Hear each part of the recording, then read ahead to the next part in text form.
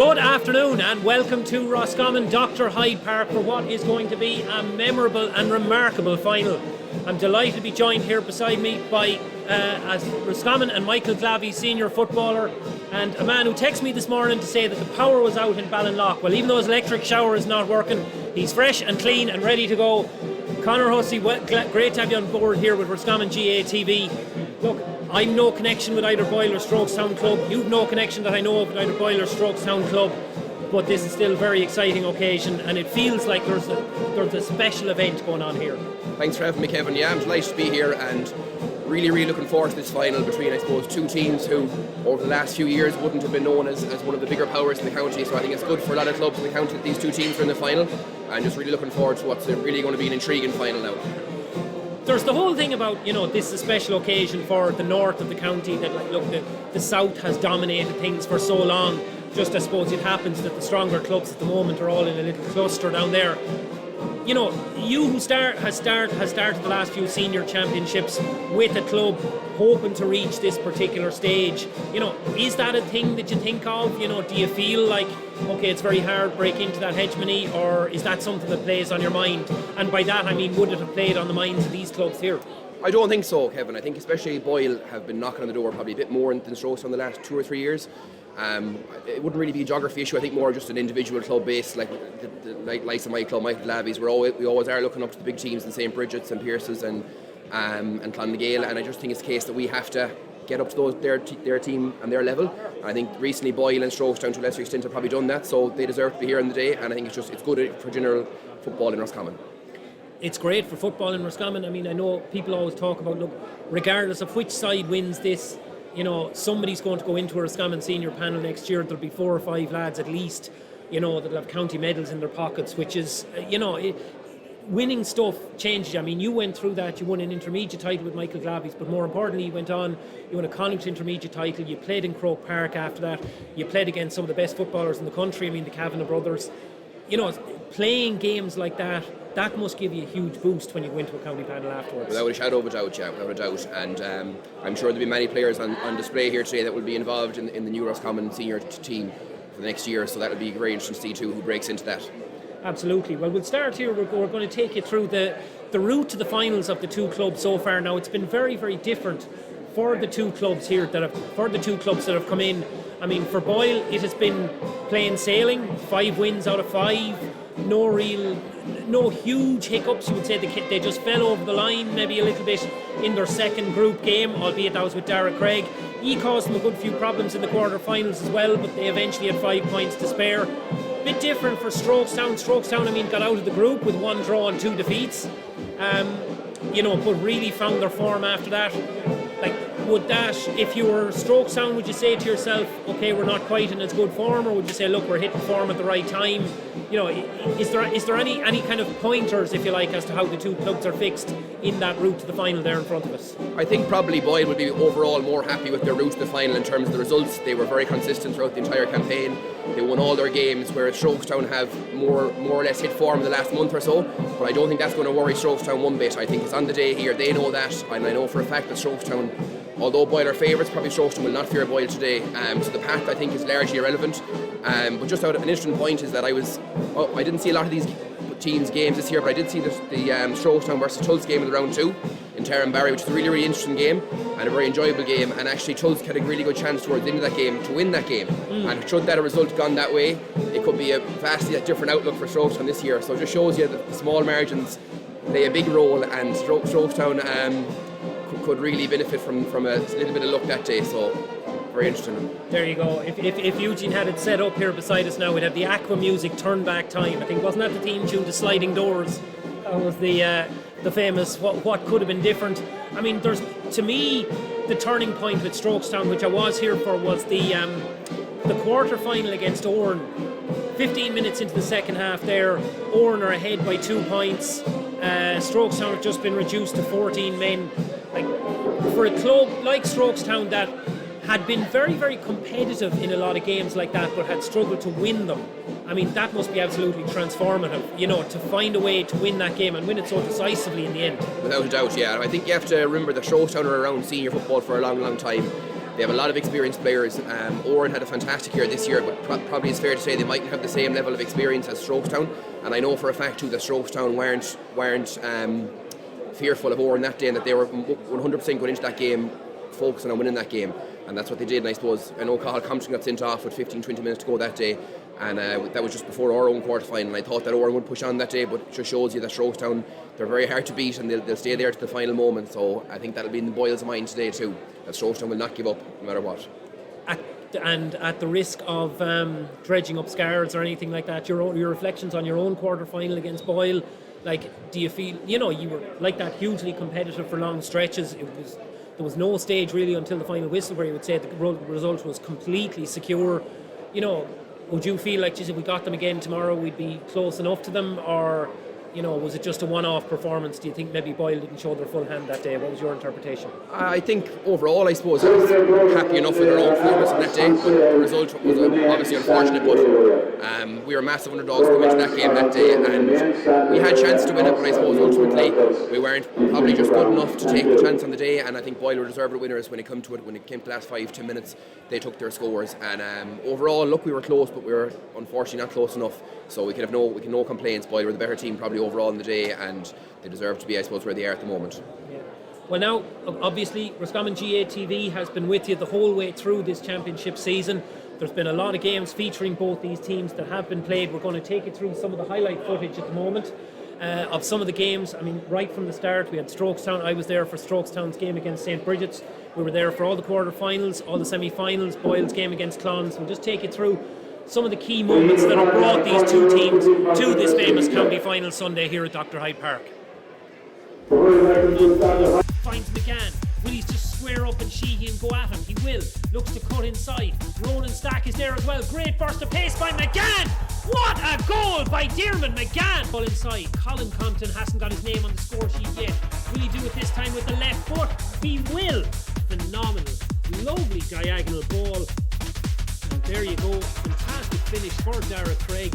And Craig brings his tap, and Colin Gold was definitely not happy. He felt it should have gone to him. It goes through to Dara Craig, however, and Dara Craig. That was Kieran Regan. Strokestown into the centre. Chance for Strokestown. Oh, what a goal! In towards McGann. Oh, and McGann has got inside his man. German McGann through. Is he going to go around the keeper? A goal for Strokestown.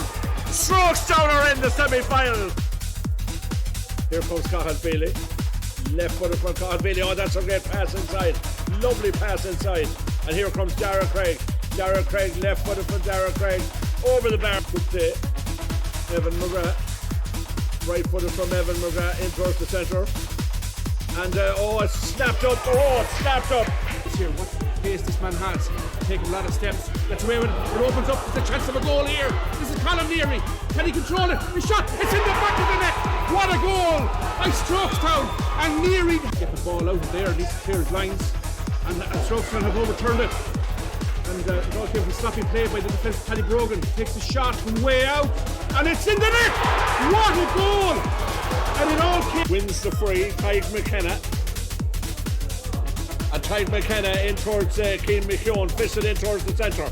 This is good play from the Boyle men. Dara Craig over the bar. Enda has it. Toe to hand from Enda. And Donny is going to have a go from far out the field. Is that a good score?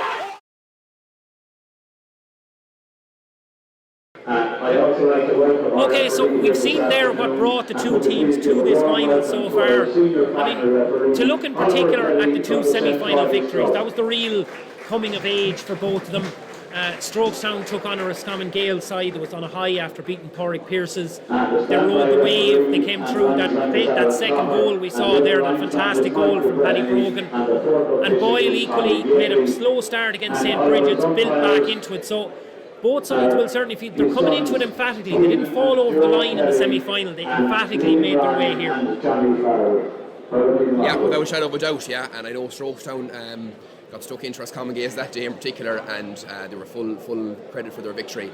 But at the same time, that semi-final victory for Boyle, I suppose, can't be underestimated how much that will do for their confidence, especially beating a team like St. Bridget's, who are hotly tipped this year. So again, it's hard to know which semi-final will have the greater impact, but it's all on the day today, and it'll be interesting to see how the game goes. We'll take you through the team lineups here now, and we'll start with the Strokestown team, where we have been told there's one change to the side that you're going to see on your screen in front of you. That change is number 17, Cathal Brogan, comes in to replace Kevin Finn, who we believe injury has ruled him out. Apparently sustained an injury in that semi-final win over Roscommon Gaels. That's a hugely significant one. Kevin Finn, hard-working winging forward, is able to chip in with scores. Experienced player, been knocking around the best part of the last decade. So that is a blow for Strokestown. That's a massive blow for Strokestown, yeah. Very unfortunate for Kevin. He's had a few injury issues down through the years, and I'm actually very disappointed for him, because he'd be one of the hardest working players out there today. And I suppose the work rate and the tackling that he offers Strokestown is invaluable. And I suppose even if you see Paddy Brogan's goal in the semi-final, I think it's Kevin Finn that makes the tackle on Roscommon Gaels' goalkeeper, and that just shows you what he's all about. So I'm really just disappointed for Kevin, but hopefully Strokestown will have able deputy in this place today. Yeah, so Cathal Brogan is the man who steps in. He'll come in. Cathal made his first start of the year in that game against Roscommon Gaels. On that occasion, he was also in on account of injury. It was Kieran Regan who was injured for that game. Kieran Regan happily is able to take his place here this afternoon. Regan, who of course got that famous goal, brilliant goal to really turn the tide of that Oran game, had kicked 2 points in the previous round against Porrick Pierces as well. He made his debut last year, got a fantastic goal against Clonagale, so getting him back is obviously a huge boost on the Strokestown side. The Boyle team is exactly as it's shown on your screen in front of you here now in a second. Boyle continue with the exact same side that started, and it's been an incredibly settled team for Boyle all year long. Dara Craig missed the second round game, their narrow win on that occasion against St. Folia's. Oisin Craig has been injured, all right. He played the first couple of games and has been injured ever since. But other than that, it's been a very, very consistent team. No real changes to the side over the last rounds. Ethan Kearns came in for the semi-final, all right. But other than that, very, very consistent selection the whole way through. Cian Smith knows what his best team is. So we'll go through a couple of key players that you've picked out who are going to be we feel that could make a significant contribution today. The two men you want to talk about, we're talking about Sean Malooly from Strokestown. Obviously, you can take us through who you think. There's a lot of key forwards on that Boyle side that he's going to need to be picked up. Sean Malooly's going to have one of those marking jobs, and then Enda Smith, who I think it's fair to say Enda has been hampered by injury so far. And then there's the question: look, Boyle, he didn't make a huge contribution to their semi-final win, but obviously they need him to step up here this afternoon. Yeah, there's a lot of key players on both teams that we could have focused on, but I suppose I just chose these two players because I believe that their performance has kind of a major impact on the result of this game. So I suppose both players have been kind of affected by injuries the last few months, and I know Enda was carrying an injury into the club season, and Sean had a few big injuries the last couple of years, and he only returned to the Strokestown panel there a couple of months ago. Just in relation to Sean, when he's on his day, when he's fully fit, you won't find many players that have his athletic ability, such powerful and strong runner. And without a doubt, I'm sure he'll have one of the main and key marking jobs today, and it'll just be very interesting to see who he picks up. Initially, I suppose I think that he probably will pick up either Dara Craig closer to goal or possibly Donny Smith. But I think also Shawnee has a big role to play in bringing the ball out for Strokestown. If Boyle push up and they kind of try to tackle high up the field, Sean has the ability to carry the ball, give little 1-2s, and before you know it, he's brought the ball 60-70 yards up the field, and that'll be massive for Strokestown. In relation to Enda and Boyle, there's no doubt about it. On his day, Enda is a match winner for Boyle, and I think there's two main areas of the game where Enda could play a vital role. The first one would be the midfield battle, or indeed the aerial battle. If Strokestown try to push up on the Boyle kick out, and Rob Kearney has the ability to find Enda, if Enda can win clean possession, he can really feed those dangerous Boyle forwards, which could have a major impact in the game. And I suppose the second one, and Enda probably would say himself that he hasn't been at his best the last few games, will be the creation of goal chances. Similar to Malooly, when Enda gets up to full pace, when he's running full pace, he's very, very hard to stop. So if Enda can get little 1-2s with Cian McKeown and Donny Smith, he has the ability to create goal chances, which could be massive on a day like today. Absolutely, and I was looking as well, another big aspect to Enda Smith in particular for me is that there was no question in that semi-final game between Strokestown and Roscommon Gaels that Cathal Compton's influence at midfield was absolutely huge. So are you looking at that kind of as a direct match up there today, or are you looking at maybe Roscommon being the more defensive player might pick up Cahill, whereas David Butler again being the more defensive Strokestown guy would pick up Enda? Which way do you see that going? It's very hard to know, I suppose. Conditions might come into a small bit, because I know for the under 20 game previously the underfoot conditions are very, very slippery, so you'd imagine that Roscommon will probably pick up David Butler, which would leave Cahill Compton man marking Enda Smith from the kick out, although Boyle did intend to drop Evan McGrath back around the middle of the field too, so and he can be quite good in the air and cause a lot of issues, so it's quite hard to know. But initial thoughts would be that Cahill Compton would probably go on Enda for the kickouts, and then maybe in play it's hard to know then Strokes might have someone detailed to mark Enda in play then. Absolutely. We're just going to give you an opportunity here now for anyone who's casting this broadcast to their TV. There should be a QR code appearing on your screen in front of you. If you scan that, you can download the match programme today. I'd like to pay tribute to John O'Connor, Roscommon County Board PRO. He's put together a fantastic 80-page match programme, and I don't say that because I've written a couple of the articles in it. Absolutely not. Fantastic work from John O'Connor there. It really is. It's a top-class production, and it's well worth downloading. So if you scan that QR code that should be on your TV screen, that's if you're casting. Now, obviously, you could scan it from your phone as well, but that might take you away from this broadcast. So in that instance, we would say you can visit, there's a particular URL, which is bit.ly/RossGA Final 22. That's bit.ly/RossGA Final 22, and you'll be able to download that program either. And I strongly recommend that you do, because there's some fantastic content in it. It made my life an awful lot easier, because a lot of the research work was already done in advance of this final, which was absolutely ideal. So, just in terms of other aspects that we're looking at here this afternoon, I'd like to take through a couple of the other maybe matchups that you're looking at that could be significant. Look, obviously, if you're preparing to take on this Boyle team, it all starts from that full forward line: McKeown, Craig, Donny Smith. So, put yourself in John Rogers' shoes for a moment. You already said you're saying Sean Maloney, probably a toss-up between taking on Dara Craig, who'll be closest to goal, or Donny Smith. So, put your neck on the line. What way would you line them out of Strokestown's key defenders? Yeah, I think there's a few matchups here that will have an absolutely massive impact in this game. In terms of the Strokestown defence, I'm thinking that possibly Sean Maloney will man-mark Dara Craig, who's a bit closer to goal. And that would leave possibly David Neary to take Donny, who's going to be a little bit in front of Dara Craig. And then further out the field, I'd imagine that I think McKeown might be on the 40, and that would leave someone like Colin Neary to kind of man-mark Keane tightly, but also to have an impact on the game going forward. It's fair to say, though, that it's not only those matchups that are going to have a big impact. Strokestown have some very, very good forwards too that are going to take a lot of looking at.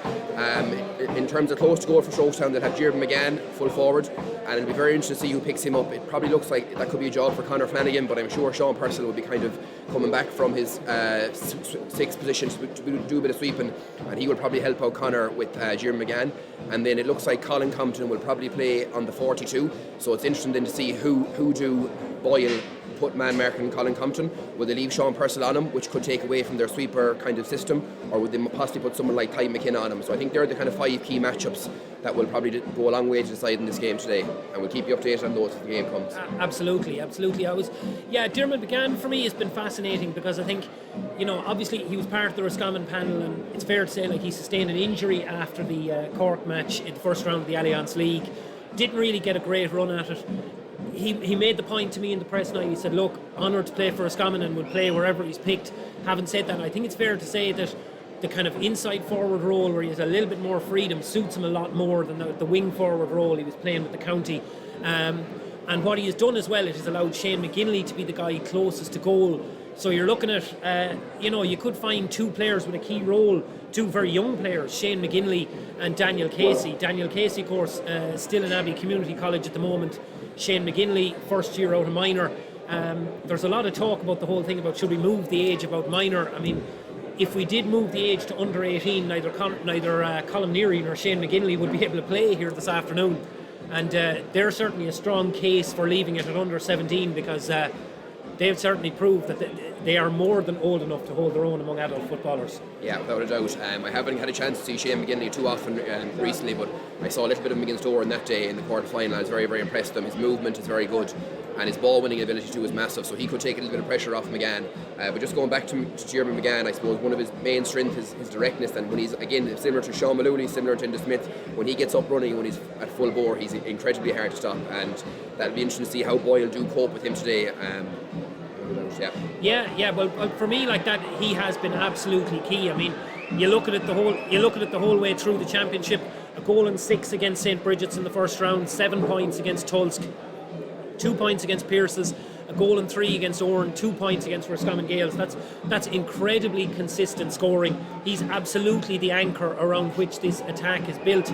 And he's a player now. He's now into his mid-20s. Obviously, hugely promising minor footballer. He was part of the Roscommon minor team that lost an Ireland semi-final to Tyrone back. I'm going to say that was 2013, but I'm not sure off the top of my head. But and was the leading guy in that team with Diarmuid Murtagh in the full forward line alongside him. Injuries meant he never really got a run, but in the last 2 years, like this season and last season, his form has been incredible. Yeah, without doubt. I'm not surprised because look, the dedication he has, I suppose, to the game too, and he's a player who loves the gym, loves looking after himself. He minds himself very, very well, and hopefully he has a big game today. Just very interesting to see too the positioning of Colin Compton. I know he's named at number 14, but I probably expect him to play a bit further away from goal. But if I would say, for example, Keane Smith's position, I might not like to see him that bit closer to goal because he's very dangerous too on his day, and he has the ability to be a match winner too on his day. So those 3 forwards, you're looking at, say, Colin Compton, Jeremy McGann, Shane McGinley, they can equally pose a lot of danger too for Boyle, just as much as the big 3 Boyle have up front too for Strokestown.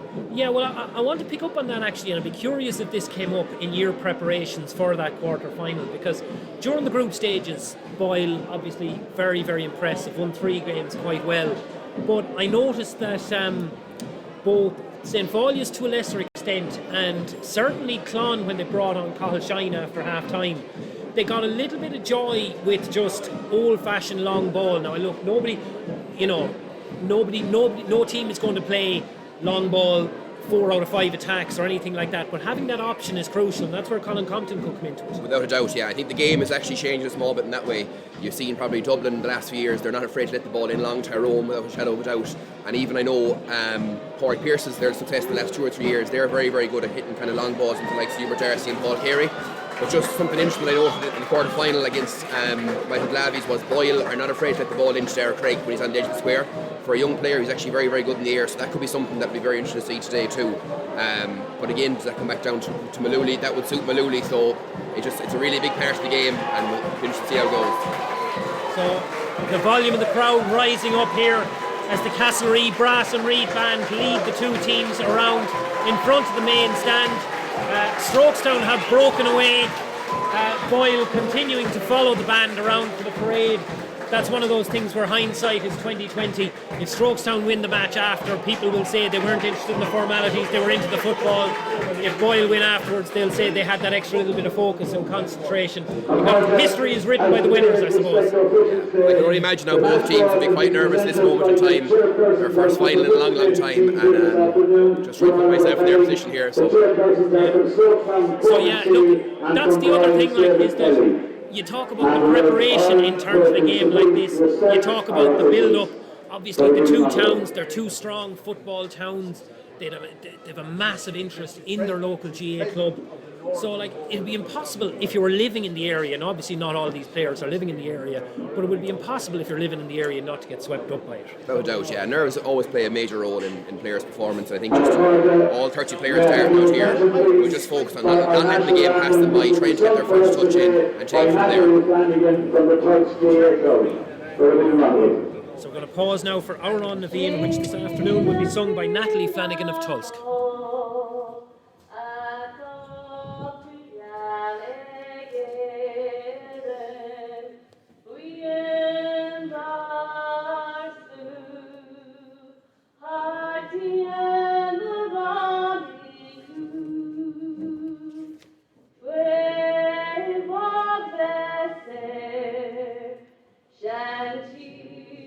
Schön, sehr fast,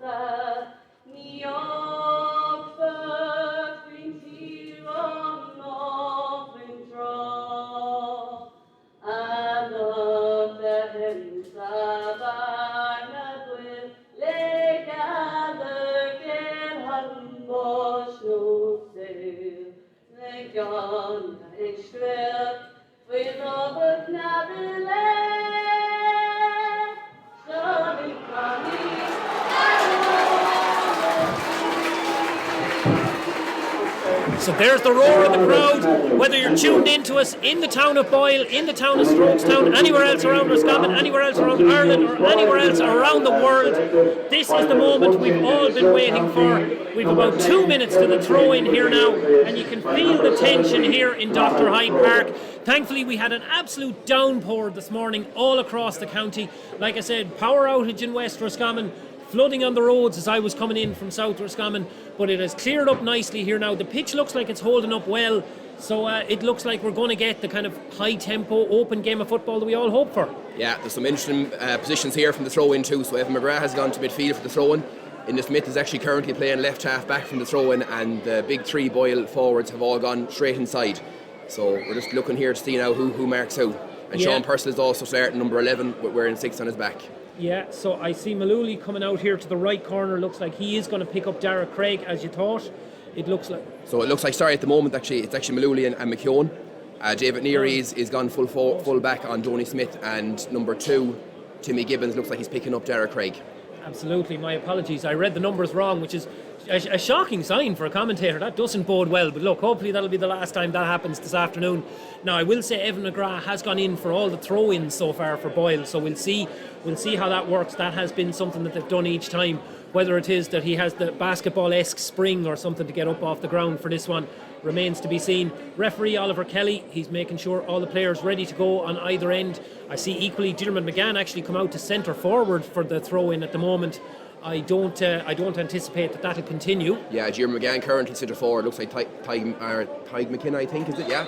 And the ball is up straight away. David Butler and Rock Hanmore fighting for it, but it's broken out here. Cathal Compton still not controlled. Now ball in from Cathal Feely, but that's well covered on the Strokestown side. Really well done there by Sean Malooly. Strokestown have possession, but they're under pressure here. Boyle have won it back. He and McKeown now in possession. The man they call the Bull driving into the tackle. Oliver Kelly says you were driving in illegally, over carrying, and it's a free out. Here for Strokestown. So a high tempo start as Cathal Compton chips that free back to David Neary, and now Strokestown with their first meaningful possession get that ball out here to Colm Neary, and he'll try and carry the ball forward. There's a little first loss of footing out there on the middle of the field, but thankfully he gets his hand pass away before Cathal Feely can get in and steal possession. Chance now here for Kieran Regan, works the ball forward into Colin Compton, but the hand pass is down to feet. Compton had to go down and win it, and we've had a couple of turnovers. So first 2 attacks ended in turnovers. A little bit of nerves maybe? Yeah, I think so. Strokestown will be very disappointed with that, because they actually started the game so well. They got a great turnover in Keane McKeown, but so far their tackle has been very, very intense, and here they go again. Yeah, two Boyle possessions, 2 turnovers, 1 Strokestown possession, 1 turnover. So we'll see who'll be the first to be able to convert this into a goal chance. Colm Neary carrying the ball, or into a scoring chance, I should say. And Diarmuid McGann continuing to play quite deep, comes out and picks up this ball some 55 metres from his own goal. Quick exchange of hand passes. Now, this is the Diarmuid McGann we're used to seeing. Driving forward at pace, shot off his right foot, but he was off balance as he shot, and that's the first wide of the game. So that would be a different way of going about it if he was maybe taking possession from deeper positions and running at them that way. Yeah, that was a fantastic run from Diarmuid there. And just one small interesting point is that Sean Purcell's gone back. Well, it looks like he's sweeping for Boyle from number 11 position, which frees up Colm Neary, who's also playing a sweeping role too. You can see him going back towards Derek Craig. So we'll have an extra man in defence at both ends of the field. Sean Purcell, of course, still the heartbeat of this team. Brilliant turnover there from Strokestown. Keith Murphy wins that ball, looking for Shane McGinley. McGinley gets out in front, trying to take on Daniel Casey. McGinley onto his right foot. That was an ambitious shot, but I'd say there was a bit of a block on that. Actually, it looks like there was an advantage being played, and Oliver Kelly is saying Follies decides that's going to be a free in for Strokestown, and a left-footed free, so you'd imagine that'll be Colin Compton country. I think if Boyle thought they were going to have an easy day in county final, they're straight away, they know that's not true. That's 3 incredible turnovers from Strokestown early on in the game, and I can't tell you as a player, especially defender too, how much that gives a lift to the team. So Strokestown hoping Colin Compton can slot this over now. Of this Strokestown team. Instead he goes short, looks for Diarmuid McGann. The layoff hand pass wasn't there. He has to turn in onto his left. Can't get the shot away. Good defensive work there by Luke Glennon. Luke Glennon realised that he couldn't dive in or else Diarmuid McGann would be gone by him. Luke Glennon, of course, a keen skateboarder, so he knows all about balance and keeping his feet. Now it's ball forward for Donny Smith. Donny with the left-footed shot. Hangs up that kick, and we have a score here in this Roscommon Senior Football Final. We have 3 minutes gone. and it is Donny Smith who puts that ball between the posts. And there's nothing like that as a forward. Your first possession, 3 steps, bang over the bar. Yeah, incredible pass from into there. 50-yard pass outside the right boot. So both Boyle's talisman, if you like, the should that be the plural of talisman? Talisman? There you go. One for the graphics, one for the grammatical people among you. Feel free to get in touch and let us know. Strokestown retain possession off their own kick-out. David Butler now. David Butler carrying the ball forward, faced up by Rock Hanmore. Ball recycled across the middle third here. Boyle have plenty of players back. Sean Purcell, as you say, sweeping in front. Shane McGinley and Dermot McGann there. Dermot McGann now being picked up by Luke Glennon. Colm Neary carrying the ball forward here. Recycles it back towards Cathal Compton. Compton tries to burst past Evan McGrath. That's a really good run by Malooly. Oh, lovely layoff as well. And a possible pull of the foot there on Paddy Brogan. I think we're coming back for the original free, however. And we have the 2 men are down hurt there. It was a lovely, lovely layoff. And we'll just see who the treatment is coming in for here now in a second. I think it could be Sean Malooly on the Strokestown side. Well, Sean Malooly was the man carrying the ball forward, and it looks like Sean Purcell is the man down. So 2 absolutely vital players for their respective clubs. That was exactly what you were talking about with Sean Malooly. When he gets the chance, gets a little bit of open country, he has that burst of pace. That's his second run too in the game. That's something that he's capable of all day long too, so he started in really, really good fashion. So we're looking at the possibility of a blood substitution here now, or a temporary substitution. We'll see now in a minute there's players warming up on both sides. So Sean Purcell is being sent to the sideline, and straight away we see that Eden Kearns is coming in. So another Abbey Community College student. He's coming in. We have just 5 minutes on the clock here. So it's a little bit of a mental change. It's a change of pace mentally. If you're a substitute, you might tune yourself into, okay, I'm going to watch this game for the first 30, 45 minutes, see what's going on in the area where I'm likely to come on. You know, it's a sudden change of gear. You might burn your clutch out coming in after 5 minutes. It can be very, very hard to come on like that, especially this early in the game, but I'm sure Sean Purcell will be back soon enough. Just interesting enough that early enough, it looks like Strokestown are running a lot of the ball, with like Sean Malooly, Jared McGann coming out running the ball hard, whereas Boyle are looking for kind of early kick passes into their forwards. And just at the moment, Keane McKeown looks like he's playing centre forward, being marked by Sean Malooly. Free has been slotted over there by Dermot McGann, and look, Strokestown, you see there that run of the ball, it yielded a scoring chance, it yielded their first point of the game, so they'll keep going if that's what works. Long kick out from Rob Kearney, breaks on the Boyle side, Enda Smith chasing it down, looks to dribble the ball along the ground. He's got about 35 yards out, but good cover there on the Strokestown side. Keith Murphy got back to clean up the loose pieces. Lavin with the long ball now, feeds it into Dermot McGann, has 2 men on him. Killian Cox is coming back to cover. Killian Cox, of course, would have been cornerback in the Boyle team over the last couple of seasons, been transformed into a half forward this year.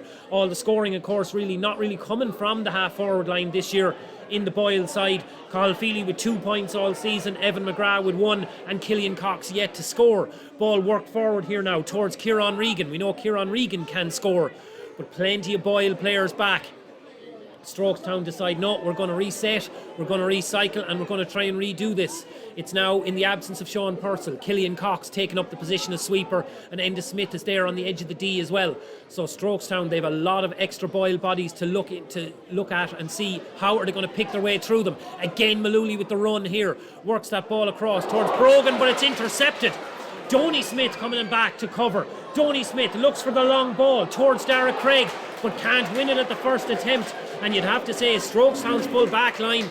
I know Donny Smith got the first point and kicked it well, but in general, Strokestown's last line of defence holding up really well. Yeah, Dara Craig was a little bit isolated there. Probably Donny just didn't put it enough in the pass.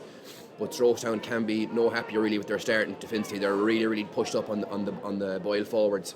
And just Sean Malooly's grown into the game an awful lot here. Now he made another run there that time.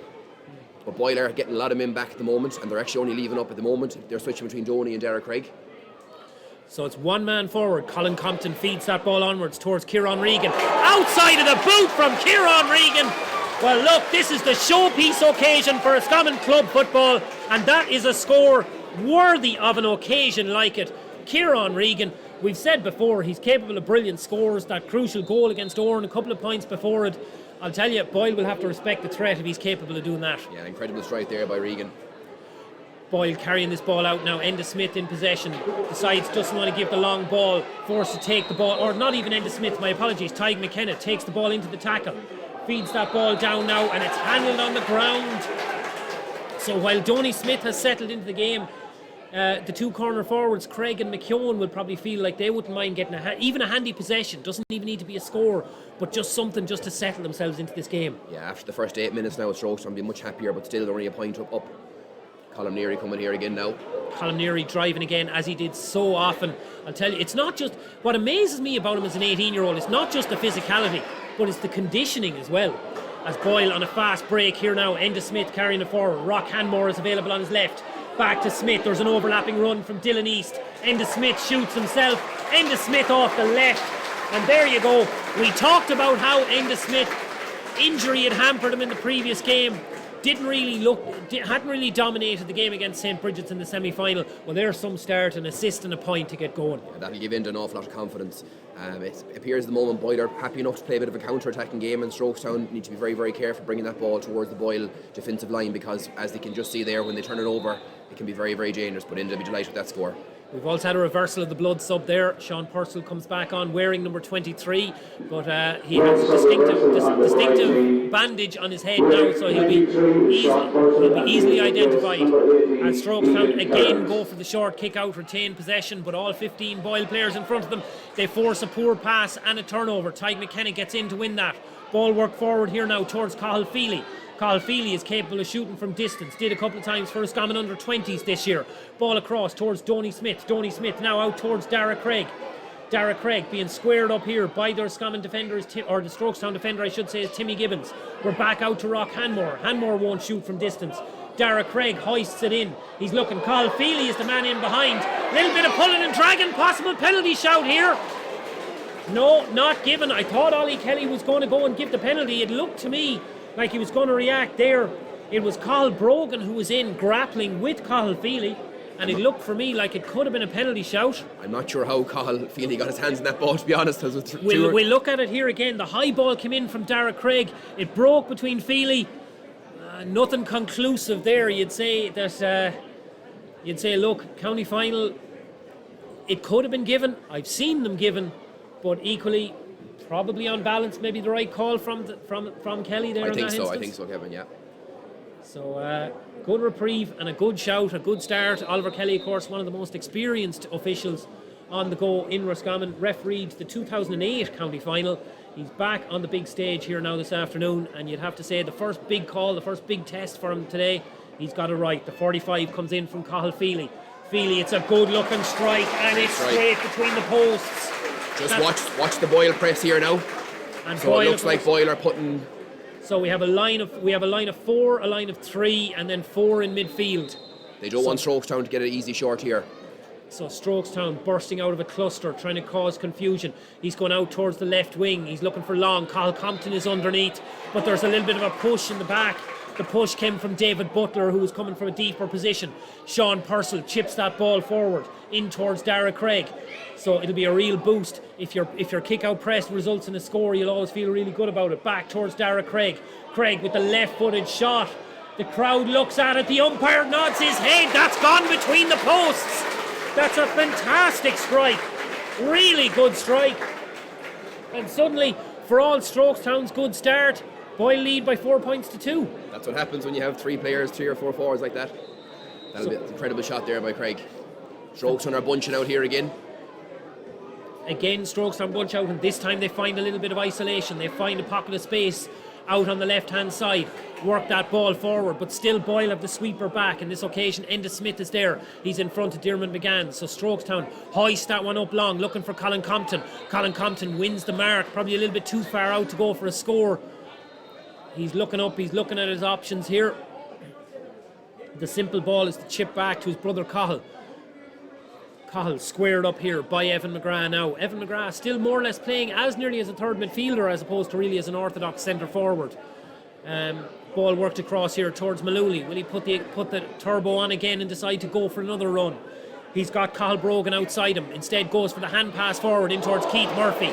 Takes a good hit, but takes it really, really well. Stays standing. Ball worked out here now. Chipped up towards Cathal Brogan. Needs to keep his footing. did well to do so. It looked like one that you could slip on a wet surface. In now towards Kieran Regan. Regan with the hand pass inside towards Murphy. Murphy goes off the outside of the boot. What a finish. What a game so far, Kevin. Really enjoyable game. Really enjoyable game. But what a score too from Keith Murphy. Especially he did well to take that hit from Dylan East. So he'd be delighted with that. Well, that was it. Perfectly good shoulder-to-shoulder hit from Dylan East. Exactly as you train. But great balance from Murphy there to be able to stay standing and to be able to work that ball into the chance. So now Boyle trying to work the ball forward into the half-forward line. We've yet another Strokestown turnover here. Well won in their own half-back line, and the ball is dinked across towards Paddy Brogan. Paddy Brogan, ball inside towards Malooly. Malooly definitely quite happy to play in a more advanced role here. In now towards McGann. Oh, that hand pass a little bit slick. Malooly can't handle it, gets it back at the second attempt. Lavin now, Cathal Lavin works the ball in towards Colin Compton. Colin Compton again, Boyle have loads of men back.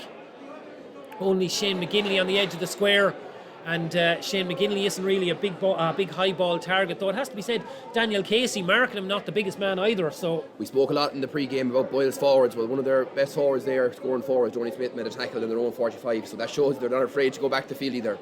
Well, that's it. Donny Smith seems to have spent more time in the middle third of the field than the top third so far. He came forward to get that opening score, but other than that really has been like that, putting in the tackles, putting in the work around the middle. As Evan McGrath here looks to carry the ball forward. No pass. Instead decides I'm going to step up the pace of it, try and run at Cathal Compton. Doesn't manage to get by. Tyg McKenna now. Tyg McKenna also doesn't like what he sees in front of him. David Neary is effectively operating as the sweeper on the Boyle side. Sean Purcell now sprays that ball wide. Sean Purcell, of course, one of those really annoying people who's gifted at absolutely everything. Took up golf during lockdown. What did he go and do this summer? Won the Boyle Golf Club Captain's Prize. Played golf for many years, never won anything like it, and promptly had to give it up at a handicap of 13. But sure, look, if you're a former League of Ireland soccer player, Roscommon inter-county footballer, let's just face it, this man is good no matter what he turns his hand to. Enda Smith now dinks that ball backwards. Boyle again, looking at plenty of defenders there in front of them. So it's patient stuff here from Cian Smith's side. There'll be no hurry on them. Ball worked across, back to the centre spot. Conor Flanagan coming forward now. Conor Flanagan gets the ball into Rock Hanmore. Hanmore will be patient. Worked out here now towards Donny Smith. Donny Smith looks for the low ball. Oh, just a little bit too far ahead of Dara Craig. It was patient stuff, but ultimately it worked out for Strokestown. They didn't give them a clear opening, and in the absence of a precision pass, nothing happened. That was the first proper phase of kind of prolonged play, passing around the defensive D that we had in the game, and Strokestown would be happy to see that one out there.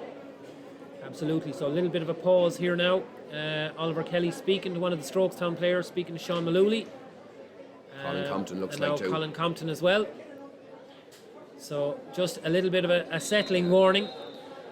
Nothing that'll have to be entered in paperwork at the end of the game or anything like that. Colin Neary has broken into a little bit of space here. Instead goes short towards Malooly, but managed to recover. Good kick out by Niall Curley there. It was a risky kick out, but it was a well executed kick out. Well, it had to be placed exactly where it needed to go. Niall Curley, of course, came back to the Strokestown team, came back 2 years ago. He'd been working in Birmingham. He was forced to step up into action this year. Long-standing goalkeeper John McHugh out with injury this year, hasn't got to play a part in it. John McHugh, the only survivor on the Strokestown panel from the team that won the county championship, of course, 20 years ago. He's the one player who has a chance to add a second county medal here this afternoon.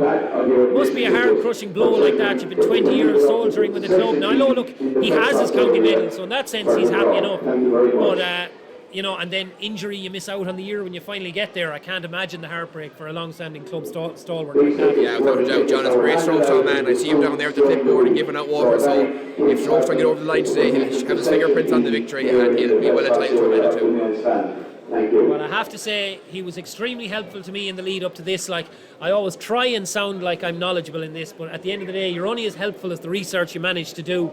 And what he provided me with regard to background knowledge in Strokestown was absolutely fantastic. You know, like, we have information ranging from their underage exploits to, he told me, Cathal Lavin can be found at a lot of agricultural shows with the family prized sheep. That's level of coverage you will not get on the Sunday game, folks. I can guarantee you that. While we have an injury stoppage here, I'd like to take a minute just to say thank you to the sponsors of this stream. These are the Leyden brothers of London, owners of the WB Yates N4 pub and the Owl Shillelagh, two fantastic pubs in the North London area. Really good spots. I've no doubt they have this broadcast on in front of all their viewers here this afternoon. Fantastic supporters of all things Roscommon GAA. So if you're in London and in a position to support either of those two establishments, we strongly recommend you drop by. You'll be supporting somebody who supports Roscommon GAA, and more's the point, they're fantastic locations and you'll enjoy yourself while you're there. We're looking at another Boyle substitution here. Colin Goldrick waiting to come on. Can't make out exactly who's down. Is it Cian McKeown possibly? It looks like it could be Cian McKeown indeed. I don't see McKeown standing up there. This would be a massive blow to Boyle. It would surely. Colin Gold, like McKeown, the attack, and sure enough, the sign goes up for McKeown. McKeown sustained a serious injury here in the final group game against Clon. He was carried off the field that day. It was a huge relief to Boyle when he was willing to come back into the team after that.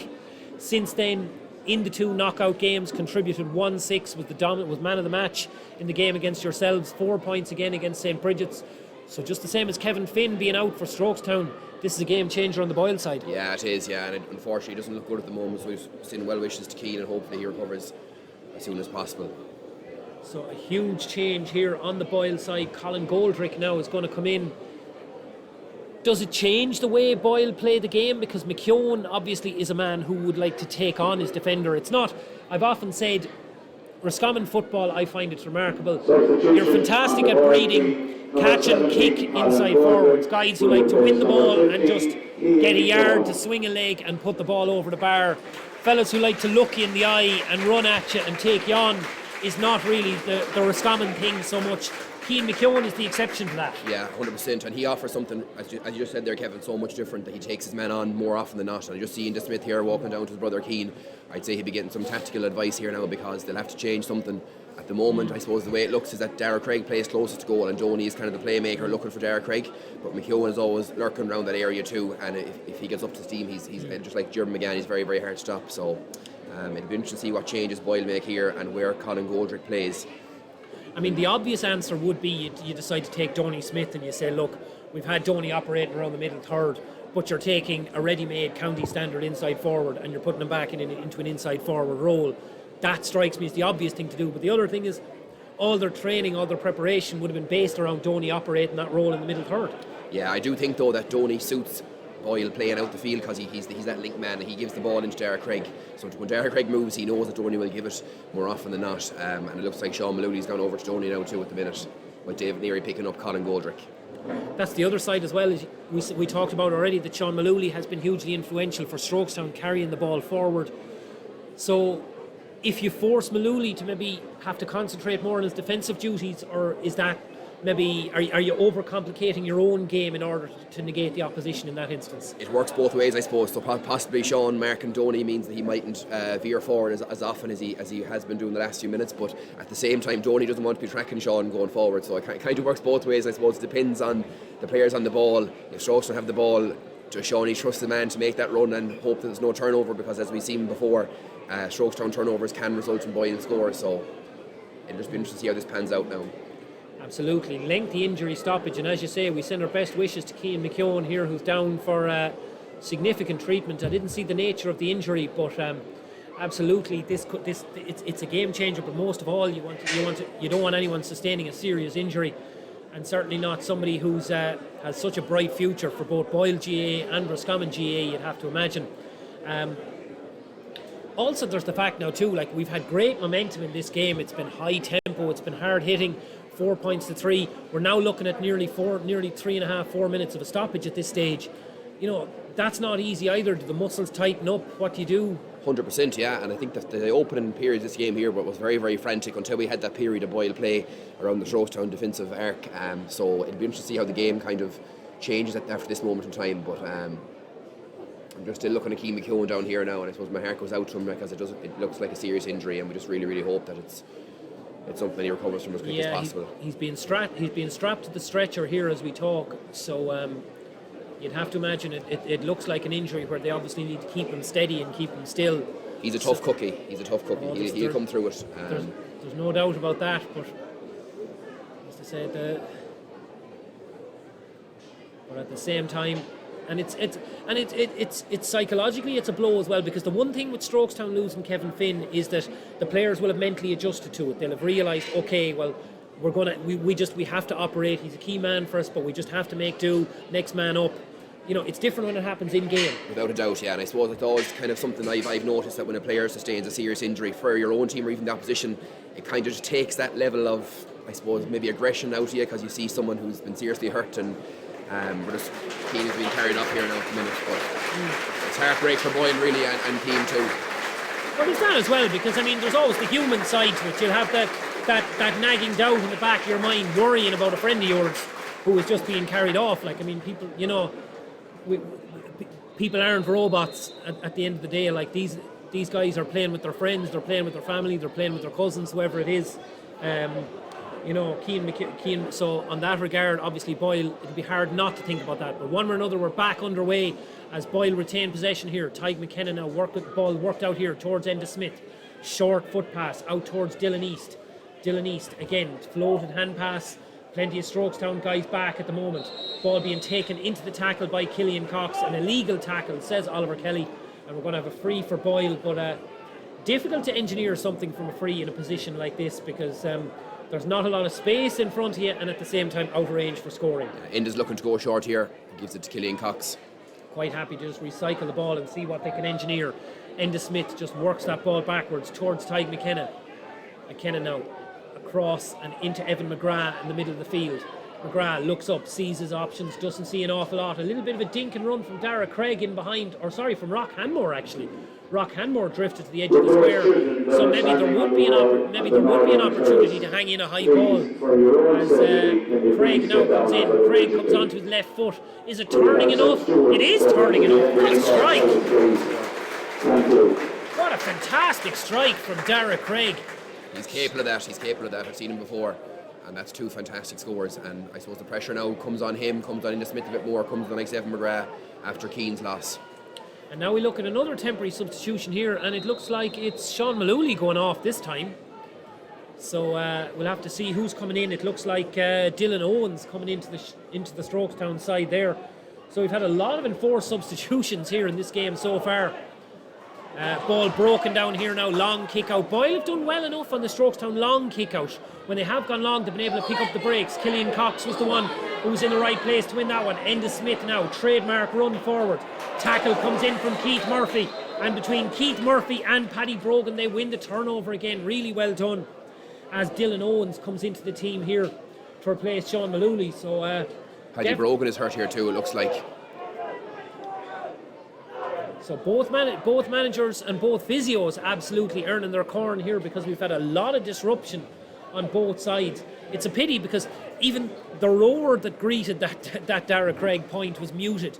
You could tell the energy has been sucked out of things a little bit. Yeah, this is really unfortunate too.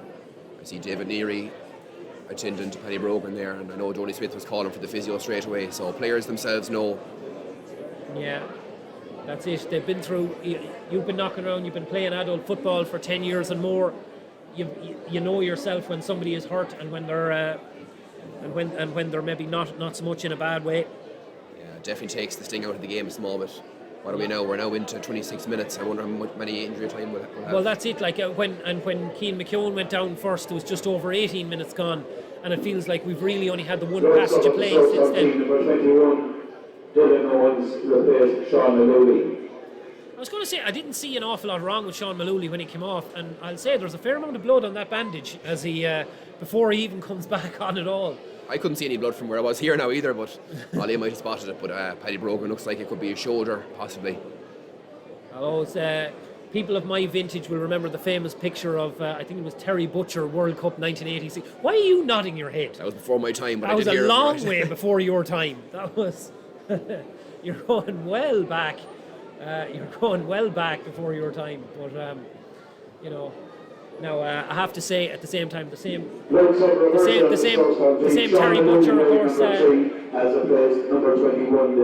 wouldn't have been a popular figure once he signed for Rangers, of course. But we won't go down that line of discussion. I was very impressed with Roscommon GAA's bravery playing some rebel songs here before the start of that, inviting trouble on themselves. But maybe they possibly won't get as much opprobrium as the Irish women's soccer team, and hopefully not for doing so.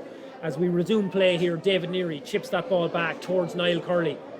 Niall Curley decides he's going to carry that ball out, no obvious pass, and we're just going to knock the ball around here in the Strokestown defensive area.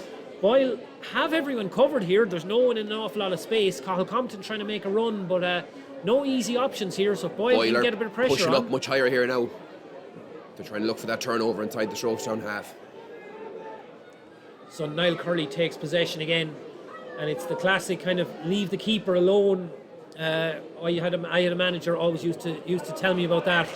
If a keeper carries the ball out, let him out. He's a goalkeeper. He's in there because he can't play football. Now, I won't say that. That's the junior level that I was operating at. Probably a little bit different. As Diarmuid McGann loses possession in the tackle.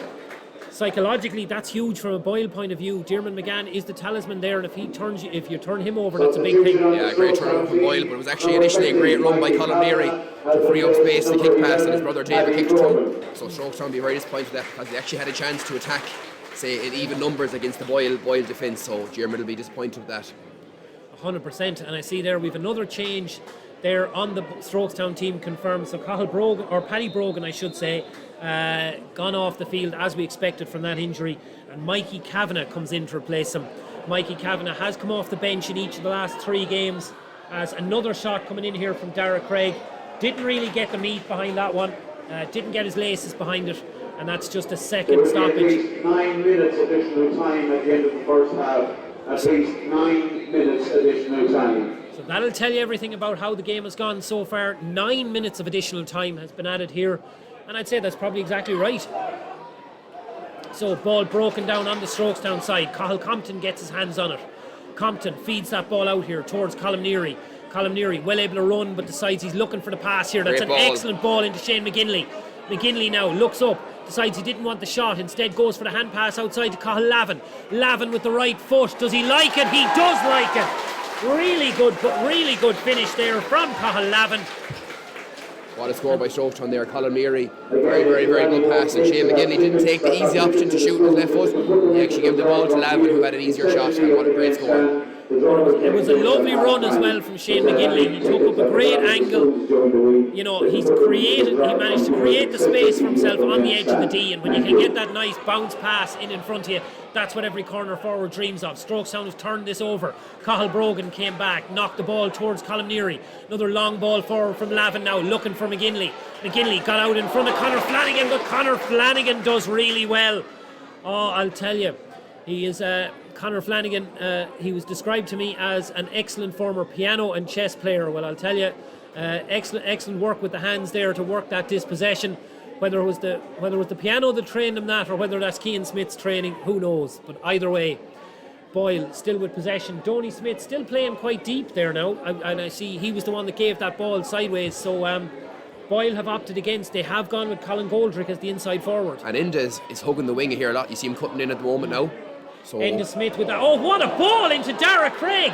Ivan Needle pass. Oh, Craig, low shot, pulled across the goals. What an opportunity, but my word, you have to say that's a fantastic pass from Enda Smith there. I think Dara will be disappointed with that, but we've been treated to some fantastic passes here at the moment, and just what a pass from Enda here. Had the vision, shaped the ball around 2 Strokestown defenders, got it into Dara Craig, onto the right foot, and just pulled across the goals. Look, it's his weaker foot, but he still would have backed himself to score in that situation, I'd say. Another turnover by Donny there. Another turnover. So it's not the role we would have expected him to play, but it's definitely a valuable one here. So we're 2 minutes into 9 minutes of stoppage time. Donny chips that ball across into the middle, into Rock Hanmore. Rock Hanmore well stood up by the Strokestown defence. No foul there from David Butler. David Butler, of course, rugby player as well, so he'll definitely be strong in the tackle. Ball out here towards Enda Smith, and now Dylan East takes possession. Dylan East with a low left-footed pass. Again, looking for Dara Craig. Dara Craig gets out, but it's well broken down on the Strokestown side. They just can't stop it going out over the sideline. It's a great battle there between Timmy Gibbons and Dara Craig. I thought Strokestown might give him some more help with the sweeper, but it looks like they're going to leave him one-on-one inside. Timmy Gibbons, of course, another player, was only in his second year of senior of adult football, I should say. Done really, really well this year. carved out a corner back spot for himself at the start of the year and has been an ever present in this team. And to me, it summed up the trust that John Rogers had in him. That right from the first day he was given a serious marking job against St. Bridget's. As we come in here, another chance for Boyle. Donny Smith drifts forward, and Donny Smith puts that one between the posts. Vital score for Boyle there, kind of settled them after they've missed a couple of chances. Yeah, Strokes will be disappointed with that now. It was a player on the real far left hand side. I'm not sure if the camera picked it up, but David Neary chose to go for a more difficult pass and just be a little bit disappointed with the execution there. But big squeeze here again from Boyle. Strokes on either hands on possession big time. So yeah, 10 Boyle players were up at midfield or higher, and they managed to get the turnover. They didn't win the primary possession, but they have secured the turnover. Enda Smith drives forward, Diarmuid McGann tackling him. That's a great ball from Enda, looking for Dara Craig again. Craig, plenty of pressure on him. David Neary is squaring him up. Ball worked back out here. First touch for Colin Goldrick, but it's not a good one. And Strokestown have won a turnover. There's a bit of space here now for Keith Murphy. Colin Compton makes the near run. Shane McGinley is the man deep. High ball in there, looking for McGinley. McGinley's fighting for it, but it's broken, and Sean Purcell is in the perfect position. Very well defended by Boyle there. It is a defender's ball, though. Yeah, really. it is, yeah. So Rock Hanmore now is the man taking possession. Right hand side, crosses into midfield, looking for Donny Smith. Donny's got a little bit of separation on Timmy Gibbons, but the ball isn't accurate. Timmy Gibbons decides safety first. Bit of pressure coming on. Chips the ball out for 45. I think it's very important here for Strokestown now. We only have a couple of minutes left in this half, not to concede 2 or 3 more points and go in kind of almost out of touch of Boyle, because it looks like Boyle could tap on a few more scores here before the end of the half, and Strokestown need to really kind of lock down this defence now. Yeah, well, I think it's fair to say it's not that it's been excessively defensive football, but at the same time, look, we're currently 6 points to 4. We might have another point or two before half time. We're not looking at a high-scoring game here. No, I think it's the intensity of the tackling, as we've seen there from Donny Smith and the likes of Sean Malooly, Colm Neary and Timmy Gibbons. Like the intensity of tackling is making it very hard for these forwards to score. Well, that's it. These are guys, look, I mean, it'll be a much quicker job to count all the players that haven't played inter-county football at some level or other, as opposed to count the players on the field that have. So these guys have all played, the vast majority of them have played at a high level, as Strokestown work this ball out here, and Kieran Regan chips that ball forward. Open country in front of Sean Malooly, has 40 yards of space to run into. Malooly drives forward, takes it to the opposition 45-metre line, and he's still going. Hand pass wide here now. Keith Murphy has 1 score already, but he wasn't in the right position. Colin Compton back in towards McGann. McGann looks for the little give and go. Instead, Lavin goes back inside towards Colin Compton. Good scoring chance for Compton. Oh, and that's a disappointing one. You would expect Colin to score that all day. Strokestown worked that opportunity so well there again. I think they need to get Diarmuid McGann a little more into the game if they can. But it just, like, it was McGann's excellent running there, because the fact that he went for the give and go, it forced the Boyle defence to commit themselves. It opened up the space for Colin Compton, and really you can't ask for a better chance than that. Boyle coming back at them now, trying to carry this ball out of defence. What a tackle from Colm Neary. Colm Neary, I think it's a very safe bet to say that if new Roscommon under-20 manager Noel Dunning is here, and I assume he is, he'll be penciling Colm Neary onto his team sheet for next year, absolutely. Initially before that too was actually a great kick out by Rob Kearney. He found Evan McGrath on the run, straight into his chest. Niall Curley's coming up here for the kick. So we have Niall Curley coming up. We haven't had a long range free of this nature so far for Strokestown. If he gets this, I think Strokestown will be kind of somewhat count their blessings that they're only a point down with a few minutes to go. They had the better start. They were on a lot of possession at the start. Just a 2-step run up, but how about that for a strike? John McHugh will be proud of that one. There you go. That's all down to McHugh's goalkeeping coaching. That's all part of it.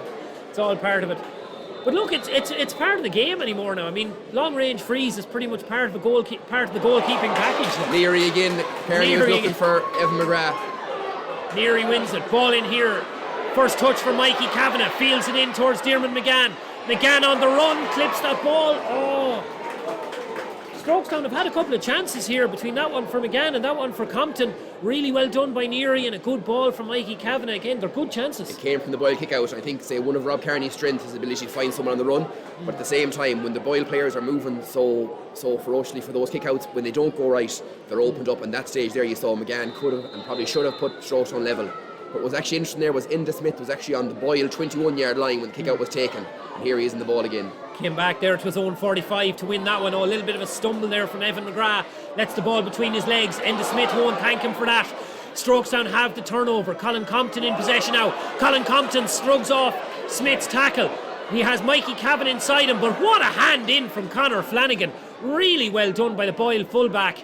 And even though Strokestown retain possession, the danger is gone more or less. Back towards Cathal Compton now. Compton out towards Neary here. Boyle have plenty of players back. Everyone other than, it's looking like Donny Smith, two Boyle players are inside their own 45-metre line. Ball chipped forward now. There's a little bit of space here for Cathal Brogan. Cathal Brogan breaks inside the tackle. No foul given.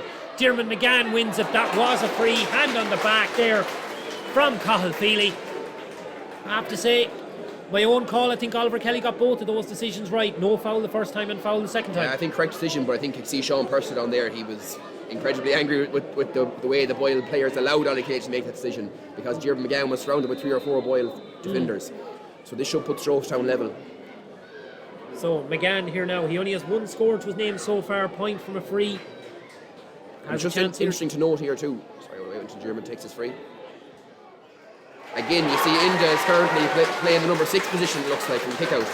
So one of Boyle's best fielders, he's just slowly making his way out to midfield now, but it looks like they've Rock Handmore and Evan McGrath around the middle, and Inda's playing somewhat almost as a centre-back at the minute. I'm surprised actually they haven't targeted Rock Handmore with more kick-outs. As there's the half-time whistle here, and this is absolutely finely poised here. 6 points all. It's really impossible to separate these teams. Great game of football, Kevin. I think the last 5 minutes, Strokestown delighted. Whereas Boyle missed a few small opportunities to really push out the lead. Going in a level at half time, it's very, very hard to call. I said a draw before the game, so I'm sticking with it. Wonderful piece of fence sitting, but I suppose we can excuse it because any call that Conor would make here, it might turn into, it might be pinned on the dressing room next time either Strokestown or Boyle playing Michael Glavies. He's nodding his head here, so he's certainly not going to make any problems for himself. Next time he's not going to make any problems for himself when the 2023 Club Championship rolls around. So we're going to take a break here. Again, I'd like to say thank you to our sponsors, Lane Brothers of London, for bringing this coverage to you. I hope you're enjoying this game. It's been really, really fascinating stuff so far. It's been physical, it's been intense.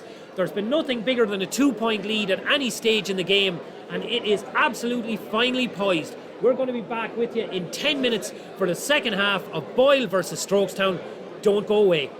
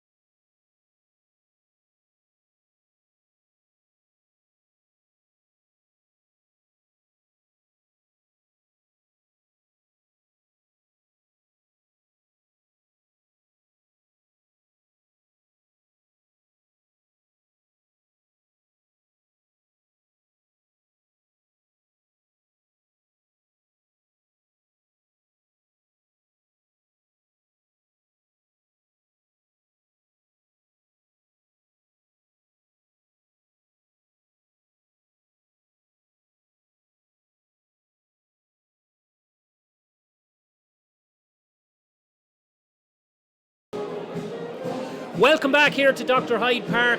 Boyle are back out on the field. We're still waiting on Strokestown to come out from the dressing room. Just there on your screen in front of you, you will see again the QR code. You can scan that and you'll be able to download the full match programme from this afternoon.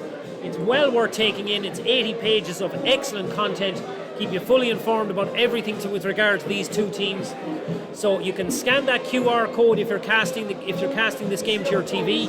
Alternatively, visit bit.ly/RossGA Final 22. That's bit.ly/RossGA Final 22. And you'll be able to download that programme for all your player profiles, background information, everything to do with this particular game. 6 points all at half time, Conor. Look, I have to say, you sat on the fence calling a draw at the start. You know, but the fence is kind of the place to be at the moment. It's really impossible to call either side as having the advantage. It looks like it, but I suppose thinking all week, it was very, very hard to separate these teams, and that's why I went for the draw really and truly. But it's just, I think it's who takes the game now with the scruff of the neck, really. And I think Strokestown won't be overly happy with maybe the amount of involvement they've got out of Kieran McGann. When he's got on the ball, he's been very influential, but they want him on the ball quite more. And I suppose similar enough for Boyle, like Inda again is going out here to left half back from the throw in, and I just think they need to get him a little bit more active, a little bit more in the game. Strokes are definitely making Boyle wait here, and they're not rushing out. No, it's the I know it was always the tactic on wet and miserable days. I'll always retain a little bit of bitterness from 2010 All-Ireland qualifier between Offaly and Down in O'Connor Park. And Down did that. They basically locked themselves in the O'Connor Park dressing room. I was part of the Offaly management team then. Now, we were more fools to not go back in the pitch, but they got a goal within 2 minutes of the second half and beat us by 2 points. They went all the way to the All-Ireland final that year. I'm not going to say Offaly would have made it to the All-Ireland final, but okay, what the hell, I will say it. Offaly would have made it to the All-Ireland final. And I retain my bitterness. But look, this is all part of it. When it's like that, you probably won't mind because you can move around a little bit, and you won't mind being out on the pitch there, stretch the bones out a little bit. I won't imagine it'll discommode Boyle in any sense. No, it depends which way you look at it. Boyle could be more than confident going into the second half. They're, I suppose, into the scoring goal. Alternatively, Strokestown could be trying to, I suppose, slightly put Boyle off their game, but Strokestown are definitely, here we come now. David Neary running out. Strokestown back in. There's a question for you. What makes a scoring goal? Every ground has one, and I can understand it in some places, but not necessarily here. Why would they say, and I understand people do call the graveyard end the scoring goal. What makes it easier? I think generally, say on the new pitches, as you said, there's no hills on these new pitches, modern pitches, but in the Hyde, the wind tends to blow into the graveyard, and it just always seems like it's quite easier to score into the graveyard. And I suppose maybe that plays into your psyche a small bit when you're lining up. But I think Boyle will definitely fancy themselves into the graveyard into here. So yeah, the only one I always remember being a big issue was you would know it, Gracefield, which is Offaly club on the Laois border. It's 2 pitches that are end to end. So essentially you have one set of goals nearly backing onto another, and they have 2 ball stop for each goals, both of which are held up with white posts as well. So when you turn around and you look into one end, you very quickly see 8 white posts looking at you, which is an absolute nightmare, to say the least of it. Unless of course you're like me and you're stone useless and it gives you an excuse. It's kind of a leveler between me and the good forwards. But but other than that, that's one where I kind of understood. No such issue here now. No such issue here. No, that's why I'm saying you wouldn't see any reason why there would be an issue one way or another as we get ready to start the second half here. Another thing as well too, of course, is half-time managers might start thinking about substitutions, but they've kind of used a lot of their substitutions already, so they've already gone onto their bench due to those injuries, which kind of changes things as well. Very good point, Kevin, yeah. So ball underway here, and Cathal Compton knocks that ball down towards David Butler, tries to get it across towards Cathal Brogan, but he fumbles possession, and Boyle have a turnover straight away. Killian Cox gets that across to Cathal Feely. Now Colin Goldrick hasn't really had a chance to settle into it. That's a good ball from Goldrick, fired down towards Dara Craig. Craig still being squared up by his man there, tries to get the ball inside. Timmy Gibbons forced the error. Ball towards Goldrick, that one's dropped short, and Niall Curley gathers it easily.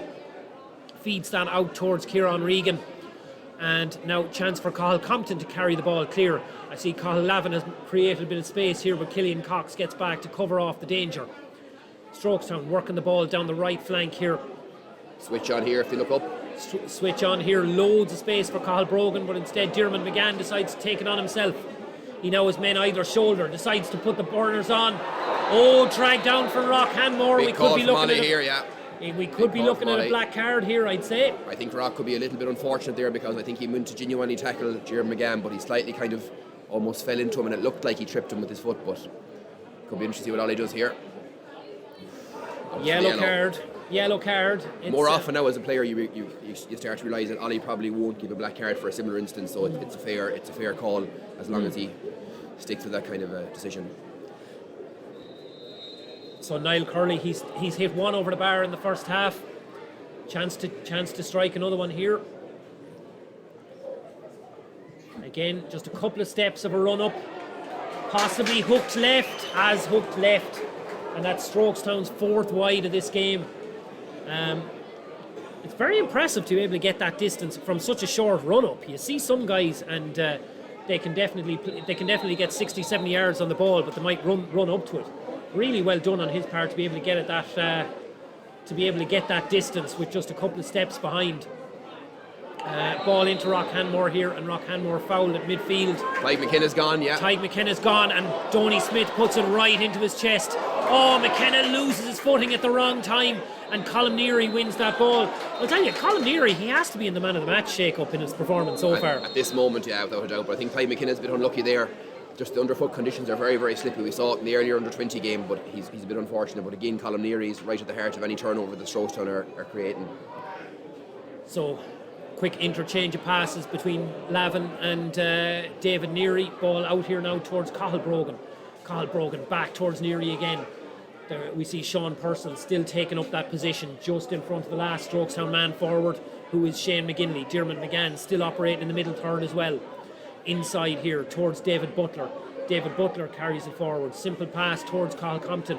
Looking to find a gap here. David Neary with the low ball. Gets past Purcell.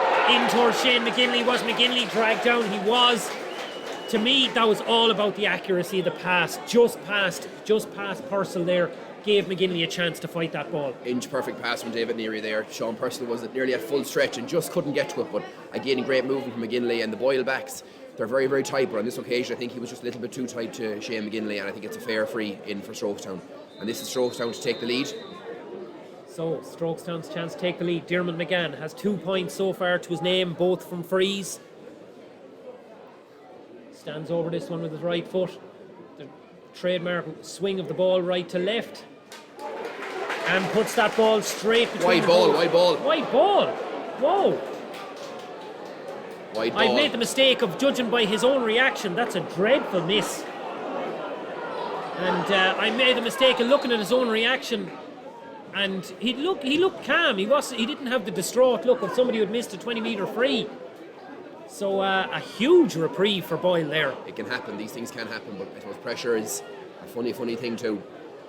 So this is the thing. So we'll learn a lot the next time Diarmuid McGann gets a scoring chance. Will he be able to put that behind him? That's a big part of being a forward. To be able to put the last miss behind you and still execute your technique next time. Cathal Feely floats that in. Colm Neary gets the subtle touch on the ball, touches it away. Niall Curley picks that up. It's similar to the first half in the sense, start of the first half, Strokestown with plenty of possession but haven't put it on the board. I think there's a big battle here between the sweepers too, between Sean Purcell's involvement and Colm Neary, and at the moment, probably Colm Neary is just edging it in terms of his influence on Boyle in their attack. Bit of a risky pass there.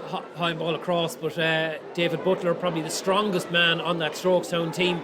He was quite happy to put his body in there and win that ball quite comfortably. Worked out here now. Malooly takes possession, going back towards his own goal and feeds it back towards David Neary.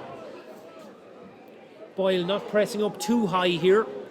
Quite happy to let Strokestown pick their way around and recycle it over to the far side of the field. Mikey Cavanagh made a bit of a run. Instead they go for the long ball, partially blocked down. Kieran Regan gets it at the second attempt, hangs that one up. Colin Compton is underneath it. Compton fights for it. Compton wins it. Bounces the ball. Can he get the shot away? Sean Purcell puts in the tackle, and Sean Purcell forces the error. Probably needed to shoot first time, I'd say. Colin's very, very unlucky there. He did so well to win that ball.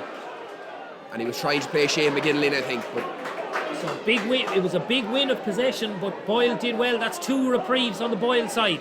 Dylan East now. Can Boyle come down and strike the far end? Dylan East takes possession here. Ball back inside towards Killian Cox. Donny Smith now going backwards. Inja playing very deep coming again. on it from deep positions. So yeah, the 2 Smith brothers playing much deeper roles. You know, it's like I never would have expected Rock Hanmore to be playing farther forward than Enda Smith out of the 2 midfielders. Slightly strange, I suppose, because I think the first score of the game could have been Enda's point on his left foot, and that was what he's able to do. I think David Butler's picking him up here now, but Boyle seem a bit more kind of settled in possession. They're happy to kind of work the score and opportunity. But that's the thing, like, I mean, the last couple of games, whether it's the injury or whatever, hasn't been a huge contributor on the attacking side. Here he has been. Like, we had that glorious pass for Derek Craig's goal chance. You know, the score as Boyle break in here. It's Cathal Feely fighting for possession. Brave work there from Cathal Compton. Got down, smothered it, but that hand pass is gathered and by Luke Glennon. Ball back inside for Boyle, looking for Colin Goldrick, doesn't quite find him. Again, Boyle have turned it over a second time. Another Boyle possession. Shot off balance, being pulled to the ground, and here's going to be a Boyle chance. The defending is ferocious here now from both teams, especially the Stroketown defence. The defending is ferocious. It's hard to know who got the reprieve there, in the sense that Boyle had the chances and Stroketown managed to execute the block, so they didn't get the goal opportunity when Cathal Feely went in. On the other hand, Stroketown had 2 chances to clear their lines there and didn't do so. Very interesting too, just before Stroketown came out at half time, I saw Colin McGoldrick practicing his frees in the absence of Keane McKeown, so it looks like he has a free kick here now to give Boyle the lead, and it'll be, again, just like Jim McGann's previous free, the pressure will be on him here because he's just coming off the bench. So huge one for Colin Goldrick as we wait. Cathal Feely is there getting treatment now. It doesn't look severe. It looks like it's just a case of just making sure everything's hunky-dory before he starts up again. Get a little bit of water on board, though he is hopping a little bit. So it looks like he went kind of soccer style, kicked the ball at the net. I think one of the Stroketown defenders got in the way, so it was a brave diving block from Cathal Compton, and it was perfectly legal block, we should stress. Got down low, smothered the opportunity.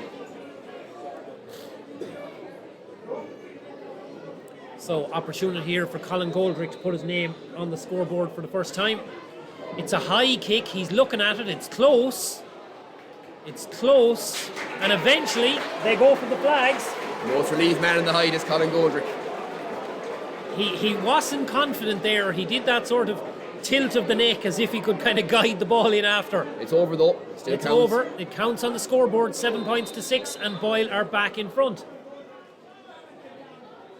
I'm surprised Boyle haven't pushed up. Well, they are here now, so Dylan East is pushing up to Cathal Brogan. Score from the free is usually the opportunity when you can push up. And Strokes don't have persisted to go with this kind of bunching tactic from the kickouts. David Neary pulling out. It looks like David Butler is the free man down the middle, and sure enough, that's Great right kick. on top of Butler. Great kick. Great kick right on top of his hands. Perfectly accurate delivery from Niall Curley, who's been really, really good here this afternoon. Quick ball out. Chance again for Colin Neary to carry the ball forward. McGinley makes the run. He's out in front. Really well done by McGinley. The tackle comes in from Daniel Casey. Forces the spill. Diarmuid McGann takes possession again. Powerful run. Breaks through 2 tacklers. Colin Compton now out towards Colin Neary. Pity they couldn't keep going. Shane McGinley probably just outside of range here. In towards Colin Compton. There's a man in acres of space. Oh, he just undercooked the pass. But it was a goal opportunity if he got that through to Keith Murphy. Just under hit pass. Those are the little moments that could decide county finals. Good work from Enda Smith though at the same time. He saw the danger, he read it, but a bit more on that pass, and I think Keith Murphy would have been in for a goal chance. This game is getting a bit nervy now. It absolutely is. The tension is creeping in. This is where it shows that these 30 men that are on the field at the moment, not one of them has played in a county senior final before. Now look, several of them have played in Connacht finals and big occasions like that, so it's not like the big day is unknown to them. But at the same time, this is a unique occasion. Pressure of the parish looking on as Boyle worked this ball forward down the left wing. A little bit of space opening up here now in the corner. Back out towards Goldrick. He's just got that one from a free. What a block, Cathal Compton. But Goldrick gets it at the second attempt. He's hooked that one wide of the target. What a block from Cathal Compton there. Really big block. Like Compton, the same as Enda Smith, doing more defensive work here than attacking work. Roscommon GAA would like to especially thank Dr. John Kelly from Boyle. Cahill's tackling has always been that way. Once he gets near you, it's very, very hard to get away from him. At today's county final, and we wish both players a speedy A note of thanks coming out there for Dr. John Kelly, who was the man who looked after both Cian McKeown and Paddy Brogan following their serious injuries. So again, all we can say is best wishes to both men. We hope they both have a speedy recovery and that things aren't as severe as they looked. And that you never know, maybe they might even be back to play a part later in the championship, though that probably looks unlikely, I would say. But here's hoping. But anyway, long ball forward here from Boyle, broken down, looking to break it down towards Colin Goldrick, but it's not one. Strokestown sweep up the pieces, and now they come out of defence. It's really, really tense at the moment. 7 points to 6. We're 11 minutes into the second half, and we've just had 1 point on the scoreboard. It's tense stuff. Colin Compton now takes possession. This is probably more like what we might have expected from two sides playing their first county final pretty much ever as far as these players are concerned. Of course, Strokestown last here in 2002, Boyle last here in 1927. Suddenly a load of space opened up. If Colin Compton could get that back, get the ball across to Cathal Lavin, didn't get it through, and instead they're smothered, and we have yet another turnover. I know they talk at inter-county level about percentages, the number of possessions you should turn into shots, the number of shots you should turn into scores. I would say that in terms of possession into shots, the strike rate is low here this afternoon. Yeah, I think so. And it's hard to know. It's probably a little bit of nerve on the attacking team's behalf, but at the same time, the level of intensity in the tackle here is really, really, really high. And I think it just all feeds into the narrative of the game. These two teams' first final in a long, long time for both clubs. And I just think both players want to win so much that they're willing to do anything to stop the opposition scoring. I think whoever has the most composure here is going to go a long way to winning the game. So Enda Smith making a break forward, and that's a high tackle from Cathal Compton on Donny Smith. That's definitely a high challenge. It's going to be a free on the 45 metre line, and I would anticipate it's going to be a card for Cathal Compton as well. Cathal could be in a small bit of bother here now. I don't think there was much intent in it or malicious intent, but he did catch Donny high. It would actually ruin the spectacle if he was to get a red card, but I'm not sure what he's going to do here, to be honest. My gut feeling is yellow is the most likely outcome, and definitely it's a comparatively short conversation, fair. So it is a yellow card. I think Donny will feel that, though. I don't think he's staying down for any effect. I think he felt that one big time. Well, my conversation with Donny, interviewing for the Roscommon Herald in the lead up to this final, he talked about how when they got the penalty against St. Bridget's, they were under a bit of pressure, and he was like, I was taking that no matter what. He wanted that pressure occasion, so I'm sure, we're in a game here. It looks like it's going to come down to some pressure moment close to the end. I'd say Donny would fancy himself. He'd want to be the man to take on that pressure. Yeah. It'll be interesting now if he takes this free. He's after getting quite a heavy hit there. Well, Cathal Feely has taken the 245s, and this is effectively a free from the same location. Donny has it though. Donny has it in his hands. Number 18, Eden Kearns, will replace number 8, Rock Hanmore. Another substitution there on the Boyle side. Eden Kearns coming in. So another Abbey Community College student. He comes into the team. He came in briefly, of course, for a few minutes as the blood sub for Sean Purcell early in the game. And Rock Hanmore makes way, veteran of this Boyle side. So Donny with the left-footed strike. It's curling, it's over the bar. This man he's stepped up in a big way in that county semi-final against St. Bridget's, and he's stepping up again for his team here. That's his third point of this afternoon, which is particularly impressive when you consider where he's played. He's played most of his game in the middle third. Definitely, and with Rockham we're going off to now, it looks like India will go back to a more traditional midfield role. But Colin Meary again here. So brilliant catch. Colin Meary wins that ball, driving forward again. Feeds it in towards Mikey Kavanagh, and there's a pull on Diarmuid McGann close to goal. And it's going to be a free on the 20 metre, on the 13 metre line even. Diarmuid McGann there, I think he was being picked up by Luke Glennon, but I'm not exactly sure. So I won't malign Glennon, it could have been somebody else. But either way, off the ball foul. And a chance for Diarmuid McGann to maybe exercise the demons of that last miss. Tap this one over the bar and maybe put Strokestown back on the front foot, because 2 points not a big lead, but in this game with scores coming so intermittently, it's significant enough. McGann chips that between the posts. 8 points to 7. You can see here Strokestown's press. They have 4 across the full forward line. 4 across the full forward line, 3 at half forward, 3 at midfield. And you would say even Boyle have actually put 5 players across essentially the full back line here. But the deep kick is on here. It's Evan McGrath who's come out to try and win it. Cathal Compton goes up against him. Cathal Compton does enough to spoil it, and it breaks through for Cathal Brogan, who comes back. Brogan, that kick didn't look controlled, but it eventually worked its way through. Sean Malooly carries forward now. Malooly driving in. Lavin comes out and wins it inside towards Colin Compton. Colin Compton, chance to level the game. Shoots off the right boot. Looks like he likes it. He does like it.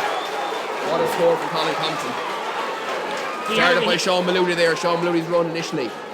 He had a great opportunity in the first half. He pushed it wide to the target.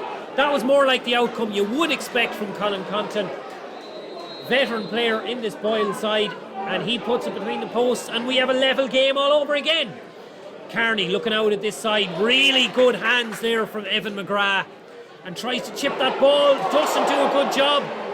Keith Murphy is able to intercept, but it's lucky from a Boyle point of view. Breaks back on their side. Sean Purcell carries it forward. Out here now towards Cathal Feely. Feely, quick hand pass inside towards Killian Cox. Being squared up by Cathal Lavin. Lavin with a little bit of a pull there. And again, I'd say after Donny Smith nailed the last one, he'll fancy his chances here too, I'd say. Straight away, Donny will signal to Killian Cox to leave the ball down. There's only one place he wants to put this. Conversation with Aaron Clogher. Aaron just looked at his watch, so presumably Donny was asking about time. Long way to go yet. Aaron also probably pointing out the spot. 2 former DCU men. Yeah, I was looking there. Donny wanted Aaron's verdict. He wasn't looking towards Ollie Kelly. That's a bit like the 10-year-old child that knows which question to ask of Mammy and which one to ask of Daddy. And he's pushed that one wide of the target. Didn't expect that. He thought Aaron was going to give him a more favourable spot than Ollie was, so hence that's why he was looking towards the sideline. Either way, I don't think I'm being unfair to Donny there to say that that one was well off target. So Niall Curley with the kick out again. Again, Strokestown breaks side to side, and a good, well-placed kick out from Curley finds David Neary. But Strokestown under a bit of pressure here. Couldn't quite get there in time. There's a spare Strokestown man over on the far side, and that's Timmy Gibbons. So Timmy Gibbons carries forward. Oh, a little bit of a fumble might give Dara Craig a chance to get a little bit of pressure on. It's been a tough game for Craig in the sense that he had those 2 chances in the first half, kicked 2 good points, but hasn't really had scoring chances since then. No, he hasn't got into the game in the second half. Though I was at the Roscommon Senior Hurling final yesterday, and we saw the patience that a good corner forward needs to show. Brendan Mullery hadn't really been in the game at all, hadn't got the type of long ball deliveries that he thrives off. Didn't feature in the game until the last 10 minutes when he suddenly scored 2 goals. So if a corner forward can do that, that's a decent contribution any day. Strokestown now looking to take possession, looking to actually take the lead here in what would be for the first time in the game. David Butler carries that into pressure. Sloppy hand pass. Evan McGrath gets the turnover. Evan McGrath draws the foul. Again, hesitant move there, David Butler. The hand pass wasn't really on, I'd say. I just think the nerves are really coming to the fore here now. What have we got left? 10 minutes and a little bit more. And the underfoot conditions, along with a bit of tension, I think it's just lended itself to a lot of turnovers. I don't think many more points will be needed to win this game from either team. No, we're already at a stage here where you'd say any team gets to 11, that would certainly be enough, barring a goal. Because we've only had, when you think of it, we've only had 2 points each now in 10 minutes or in 20 minutes of play in this half, which is very, very low scoring. Sean Rogers is signalling to, looks like, Diarmuid McGann to move out to the wing. Yeah, well, I see Colin Compton is still down. He's the one being treated now at the moment. He was the one trying to win that loose, trying to turn that ball over when Evan McGrath won it, and didn't quite succeed in doing so.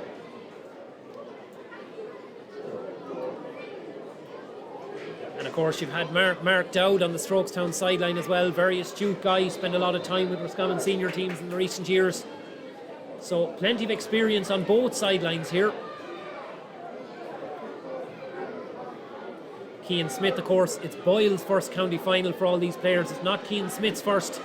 Guided Cooler of Strand Hill to the Sligo senior final 3 years ago. That one didn't work out for him. Cathal Feely. Sometimes I think in instances like that, there's a sense of the referee, well look, maybe it was a close call, but you had all the time in the world, so you had no excuse. I think Cathal unfortunately gave Ollie the decision. He gave him the chance to make the call. And it's just one of those things again. He'll be consistent, I'm sure Ollie will be, so I don't think Cathal can have too many complaints. Well, absolutely. I'd say there was an element of you had all the time in the world to take that. Mikey Kavanagh wins that ball well. Fed back inside here. Worked out now, David Neary in possession. Neary and Murphy both charging forward. Back in towards Murphy. Oh, he was swallowed up there. Didn't really want that pass. You know, it would have been a low percentage effort from Neary, but at the same time, maybe you have to start going for those low percentage efforts at some stage. As that ball, it's kind of a little bit of a raffle delivery, and Sean Malooly gets in to win it well. Powerful from the Strokestown fullback. But I say Strokestown fullback, you know, I'm looking here at this stage. Malooly's at midfield, Neary's at midfield, Murphy's pushed forward, Kieran Regan is pushed forward. There's really no... The shape has gone out of this game in a big way. Very hard to know where players are actually playing. Shape has definitely been lost. Colin Neary again, lovely burst of acceleration. Gets past Colin Goldrick, hand pass into McGann. McGinley now, back to Neary. He wants the return pass, but McGinley had been knocked to the ground. Neary now gets it away. Can Strokestown get a shot away out of this? McGinley, bit of a pull. No foul, says the referee. Says Tyg McKenna's tackle was legal. Ball worked out here now towards the right-hand side. Sean Purcell, the only man within 30 yards of the goal. They're not actually having any target man in there whatsoever. And we're back out now towards Malooly. Very patient from Strokestown here. Very cagey stuff on both sides, both in the sense that Strokestown working the ball from side to side, and Boyle not trying to press with too many players either. You look even at the way Enda went up on David Neary there, wasn't looking to force the turnover, just stay goal side. Back in Colin Compton to Colin Compton, the brothers exchanging passes. Good ball inside now. Is this a chance? Oh, heavy traffic again. Just couldn't get facing the goal. Diarmuid McGann goes to ground. Serious Five tackle. Boyle players around him. Serious tackle from Boyle there. They just couldn't get facing the goal whatsoever. There was a big collision there between Diarmuid McGann too, and I'm not sure who's down on the Boyle side. It's hard to... It looks like... Tyg McKenna is down. I was going to say McKenna. So, Boyle on the break here now, but Cathal Feely goes backwards. It almost looks like neither team wants to lose this game as opposed to which team wants to win it. Well, the other side of that is that it's been confirmed we will have extra time here this afternoon. Now, we won't have a penalty shootout, so we will have extra time. So, if it's level after 60 minutes, we'll have 20 more. I'm not sure if the nervous systems and indeed the aortic systems of the Strokestown and Boyle supporters will be able for 20 minutes of this, because this is tense. I'm feeling it, and I have no vested interest here whatsoever. Ball in towards Donny Smith. Another great tackle by Sean Malooly. Good hit from Sean Malooly. Wins that ball. Donny is hurt after it too. Yeah. I'll tell you, running the ball into that kind of red scoring area, it's no place for the faint-hearted in there, because on either side you're getting swallowed up by bodies. Yeah, great point. Mikey Kavanagh now. He has Cathal Brogan outside him, but Kavanagh decides not to give that pass and instead comes backwards towards Lavin. There's really very few options. Actually, a good few Strokestown players on the other side of the field trying to keep width on the game. I noticed that as a trend this year, particularly with Derry and Armagh were the two sides where they nearly have 3 or 4 guys hugging the touchline, the opposite touchline. Sort of a tactical innovation. So remains to be seen. Derry definitely had a successful year. Armagh probably middling so. Long ball down here now. Shane McGinley wins it well. Can he get a chance to get a shot off? Hasn't got on the scoreboard yet. Forced that one there, but an excellent diving block from Daniel Casey. Full length, got himself on McGinley's boot and took the sting out of the shot. I don't know if it's going to go for goal, but Casey was taking no chances. Enda Smith carries it out now. Works that ball out towards the left wing. Dylan East carries it forward. East gets inside the Strokestown 45-metre line. Enda Smith again breaks the tackle. Chance for Smith now. Floats it up towards East. but gave the defender a chance. And sharp stuff there. Timmy Gibbons did really well. He got a sniff of an opportunity to get a hand on the ball and got in. There's been so many near misses like that. You look at that hand pass, you look at the pass from Colin Compton that Enda Smith intercepted at the other end. It just feels like we've had these near miss moments. Yeah, without a doubt. I see Derek Craig was slightly playing a bit further away from goal during that last play. If I was Keith Smith and Boyle now, I'd be looking to take Derek Craig on the ball a little bit away from the D area where there's less bodies and ask them to take on those shots like he did in the first half, because it looks like neither team is going to score a simple score from around the D with the defensive work that's going in from both sides today. Absolutely. I see Michael Fallon is the next man to come into the team there now. So Michael Fallon comes into the Strokestown team. We'll see in a second who's making way. It looks like it could be Kieran Regan, or Keith Murphy actually is the man who's making way here. Murphy has put in a very, very tough shift, got an excellent score in the first half. As Strokestown give that ball away. Glorious chance now for Donny Smith. Will he pop this over the bar with his left? It's a great chance, it's a great score. Crucial turnover ball. I think David Butler went down to win a low kick pass and just bounced out of his chest, and Derek Craig pounced in and got it and then gave it to Donny. Boyle will take that all day long. Vital score here. So Michael Fallon making his first appearance all year for Strokestown. Veteran, of course, traditionally has been lining out centre back and full back. Another giveaway, another chance here. Enda Smith is in now.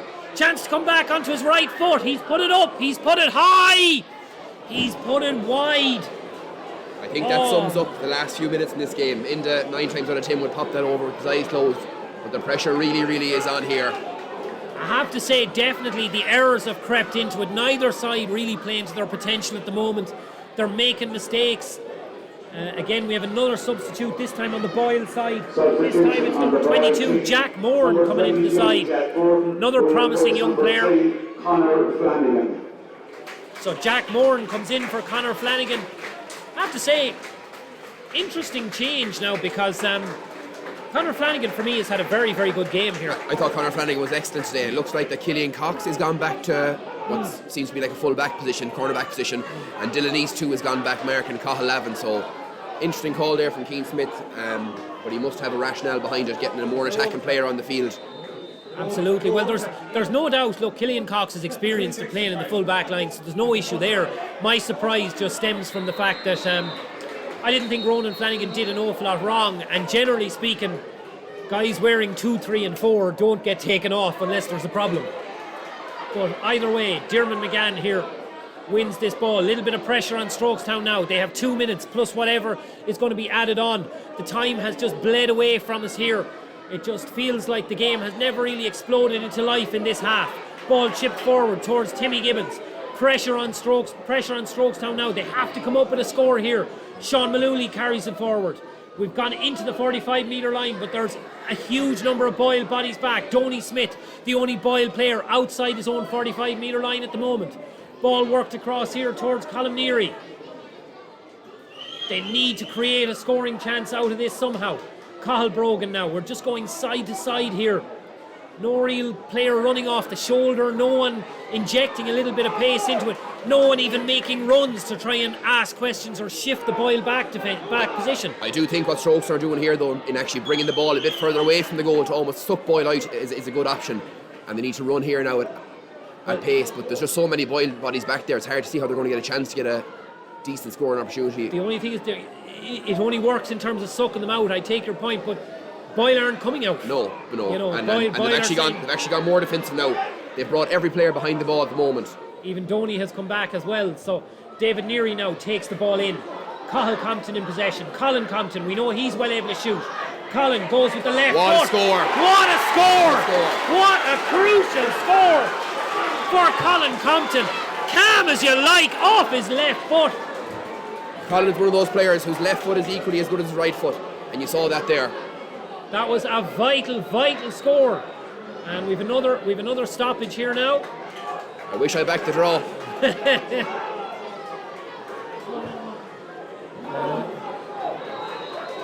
Well, I'll tell you, it was always a strongly possible outcome.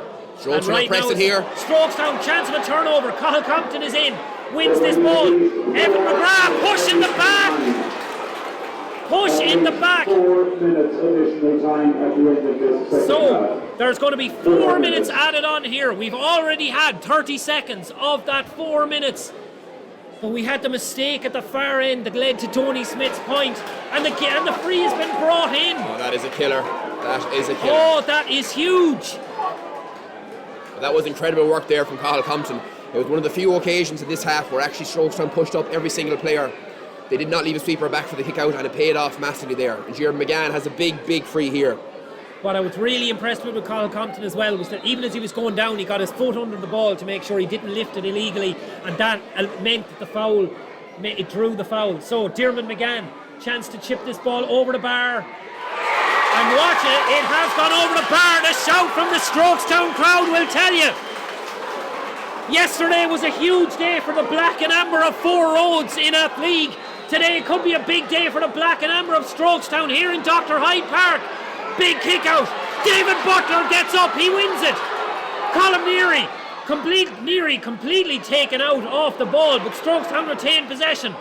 Cathal Compton throws that one up. Has he kept it on target? No, he's pushed it wide. He's pushed it wide. Strokestown aren't dropping off here. They're pushing up. They're pushing up. Then Cathal Brogan, here's the free man. He's making his way up. Oh, he's staying now, actually. Yeah, but I'd be interested to see the sanction here because Dylan East completely took out Colm Neary after he gave that pass. So by rule, it could be a black card here. Yellow again. Yellow again. It could have been a third man tackle, but either way. Consistent. On the Strokestown team. Number 25, Tony Lavin, will replace number 13, Shane McGinley. So Shane McGinley, teenage corner forward. He's had I'm actually been quite impressed with McGinley today, despite the fact that he hasn't scored. He's been a good lead. He's led the line really well. Tony Lavin comes in to replace him. What a huge catch there by Evan McGrath. So dinks that ball into the middle. Now the pressure is on Boyle. They've got approximately 80 seconds to try and find an equaliser. Ball work forward here. Donny Smith, it's the right man anyway. Donny Smith hangs it up with his left boot. Oh, he's pulled it across the goal. It was a wonderful effort. Boyle now going to the bench. Mark O'Connor comes into the Boyle side. Can't see who's being replaced here, but Mark O'Connor is coming in. It's going to be Cathal Feely who steps out. Boyle have to push up here. They cannot give Strokestown an easy kick out. Dylan East is looking around for a man. He can't find anyone. Number 20, Mark O'Connor, has replaced number 12. So the long kick out from Curley takes no chances. Diarmuid McGann goes for it. Breaking ball. It falls on the Boyle side, but a Strokestown man has it. Tony Lavin comes in. Tony Lavin, he tried to give the hand pass. He tried to give the hand pass. End is away. Last chance for Boyle, surely. 20 seconds of the 4 minutes still to be played. Sean Purcell has possession now. Into Donny Smith. Will he get another opportunity?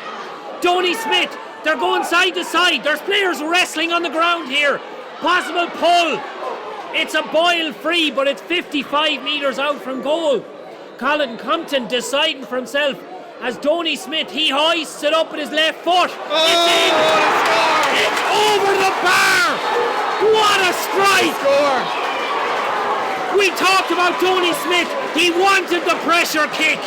Well, my God, did he deliver under pressure there. Colin Compton took the decision.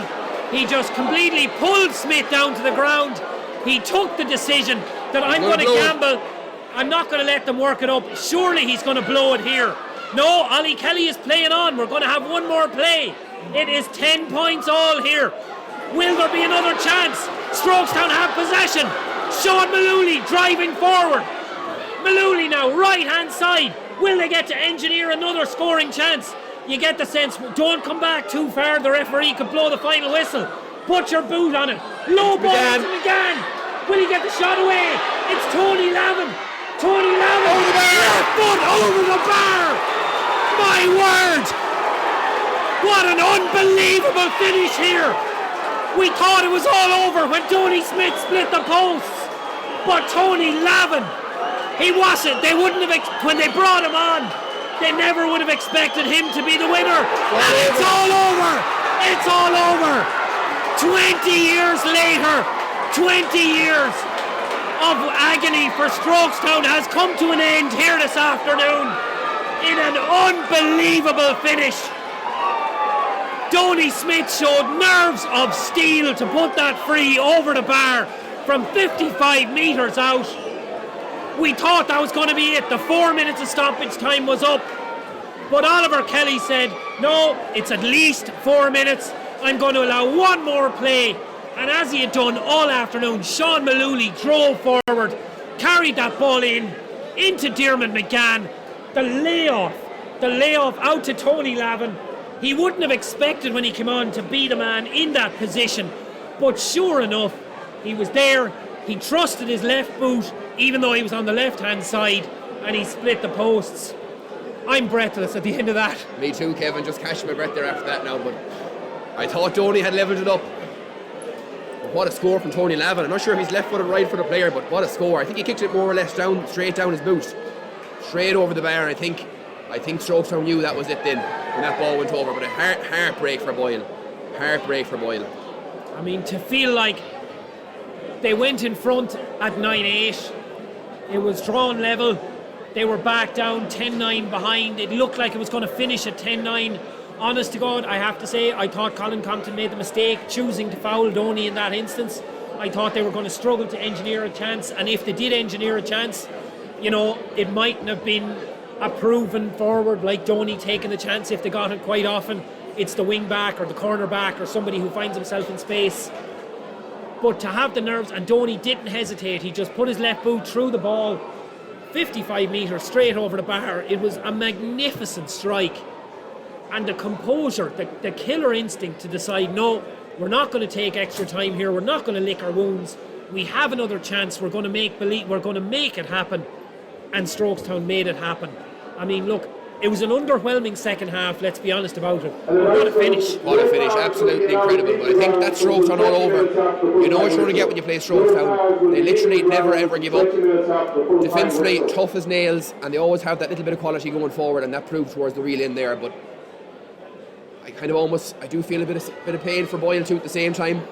They've had an incredible year, and I just see Donny Smith here embracing with Colin Compton, two good friends, and it's kind of heartbreak for Boyle, but Strokestown prevail, and you have to wish them well going forward too. What a finish, what a game.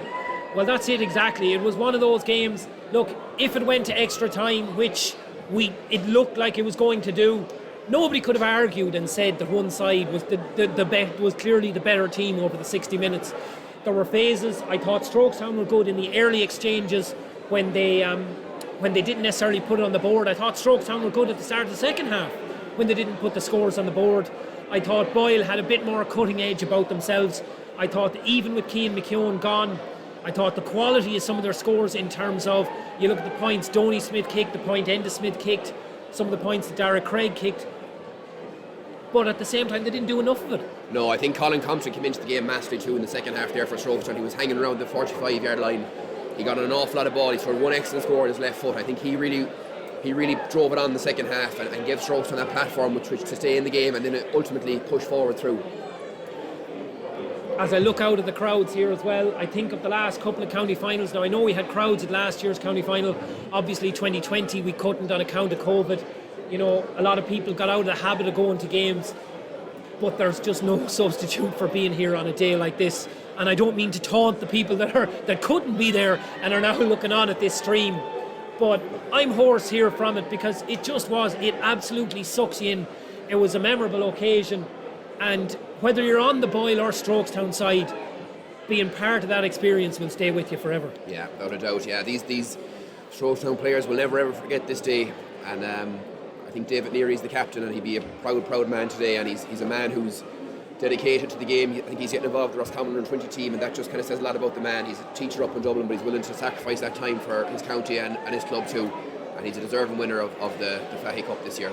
I should throw in there, they're actually, you're not wrong, but they're actually joint captains. I'm sorry, Diarmuid McGann too. Diarmuid McGann sorry as well. There you go. But look, I mean, and to me, for Diarmuid as well, like, it wasn't the typical Diarmuid McGann performance. He didn't get the chance to cut loose. If I'm not mistaken, he didn't score from play. 4 points from frees. but at the same time he kept in it, he kept his composure, you know, after missing that free, which would have rattled a lot of people, and then was able to show for that ball at the end and play that layoff. So, I mean, that was as vital a contribution as if he had scored a goal from 60 yards out. Like. That was just the nature of the game, I suppose. Boyle defended so well, and there was one occasion there where Gibber was almost through on goal, only for some last-ditch defending by Boyle, but that kind of sums up the entire game, really, I suppose. We saw some kind of outside shooting in the first half from Derek Craig. I think that's what really was probably needed more from Boyle, really, in order to drive it on. And this type of game does, in my opinion, it kind of suited Stroketown a bit more than it suited Boyle, if that makes sense. So I can just see now how it panned out. But Yeah. And one final question. Is it going to be Michael Clavies next year? Hopefully, please God. Look, you have to just be brutally honest, jealous for Stroketown, because they're a team who we would have always said that they're kind of similar level to us, and it just shows you what can be done when they put their minds to it. And look, they've had a fantastic year, but please God, there'll be more teams like Stroketown kind of making a big push next year and making their Roscommon Senior Championship more interesting and enjoyable. So the stream won't end at that. We are going to go down and try and pick up some post-match interviews. That's the end between myself and Connor. I'd like to say a huge thank you to Connor, and of course take this opportunity as well to thank Eugene Pettit beside me as well for doing all the technical camera work. All we do is talk nonsense. He comes up with the actual expertise. But thanks to Roscommon GAA for streaming. Thanks to Leyden Brothers, the sponsors of this stream, who've been hugely valuable contributors to this service all year long. They're owners of the Old Shillelagh and WB8's pub in North London. We strongly ask that you support them if you're in a position to do so. Thanks to everyone involved with Roscommon GAA. Thanks to the clubs of Stroketown and Boyle, who are incredibly helpful to all of us involved in the media and bringing this to you. The two clubs were incredibly helpful all week long, all in the 2 weeks leading up to this county final. It was a memorable, it was an incredible event. It was a pleasure to be part of it. I've been honoured to be here bringing it to you. I hope you've enjoyed it as much as I have. Like I said, we're going to leave the commentary at that, and we'll be down. We're going to try and get some post-match reaction, particularly from a jubilant, ecstatic Stroketown camp. Thank you very much, and I hope you enjoyed it.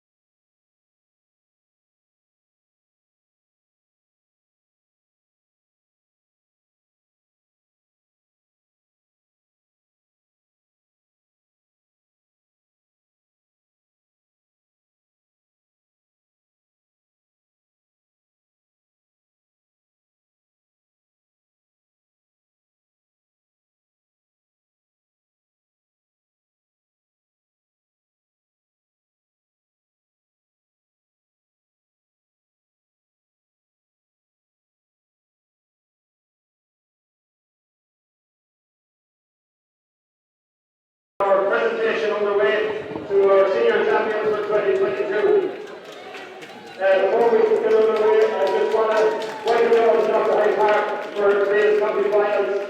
Compliment both teams on a good tough game of football. Congratulations, boys. You lit up the championship. You gave a great cheer to supporters in the county, and I've no doubt you'll bounce back, and I wish you the very best of luck next year.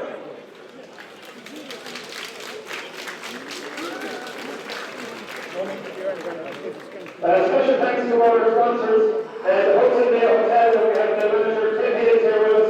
So special thanks to the Hudson Bay for all their sponsorship and all the sponsors.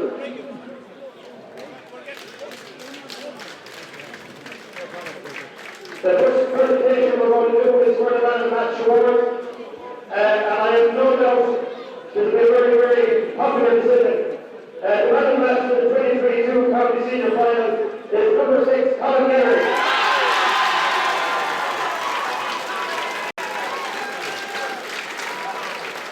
I know Colin is not Parker, but John Parker's tenure with this Colin of the award.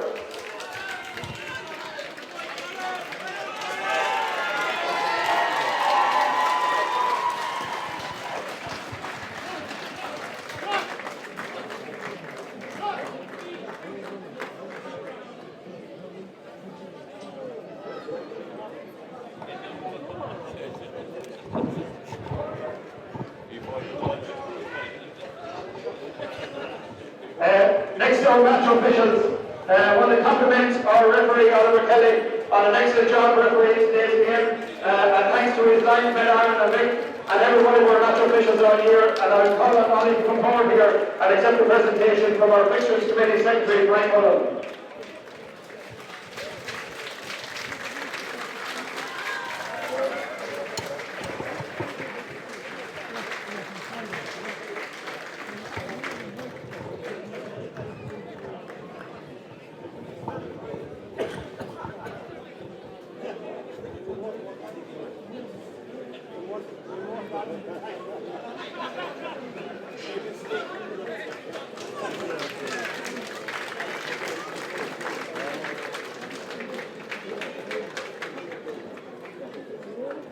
Finally, a special thanks to our groundsman, Pete, and everyone here involved in Hyde Park.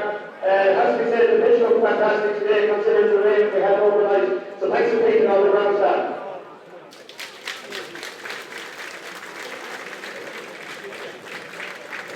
But today belongs to the men from the north and the south town.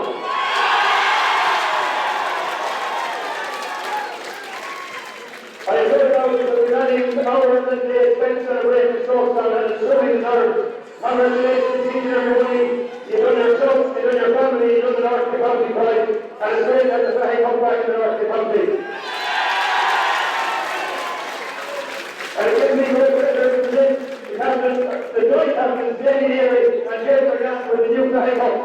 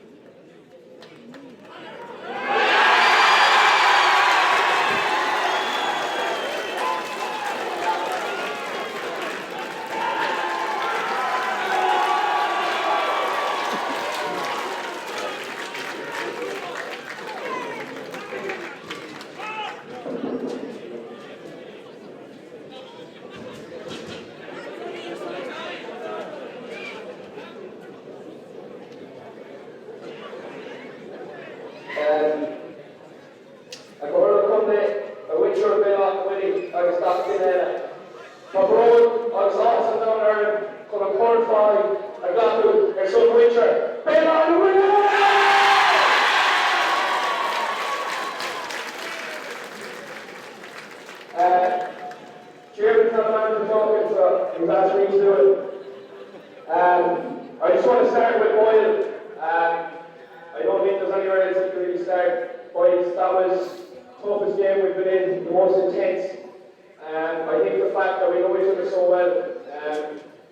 I remember my first final against you was down in Boyle in the King Cup final, and ever since it's always been us and you whenever there's been something to play for. So, well done. You're a fantastic team. I've no doubt you'll be back again. It's great to see two Northern teams in the final, just to change it up a bit. I'd like to, on behalf of the Some team and our management just sent best wishes to Keane McDonald. Hopefully he gets a quick recovery.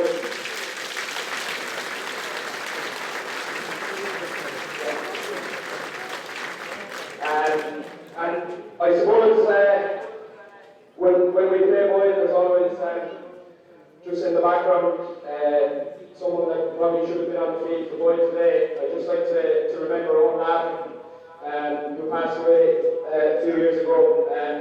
Lads, you don't know the crowd there, you have done all year. I know doubt that he's in the back of your minds all the time, but he was always a figure when we met younger age, so I'd just like to take this moment to remember Owen as well.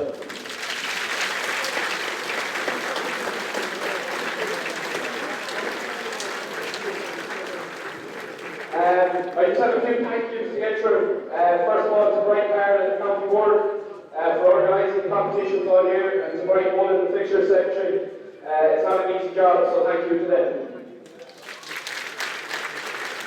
To the High Park Pitch Committee, the surface out there today was a credit. It's one of the best in the country, no doubt now, so thanks a million. To host 2 games after all the rain, it's a credit to you. And finally to Ollie Kelly, his team of officials today, and also all the other referees who have officiated during the year. Just thanks a million to them, we wouldn't have any games without you.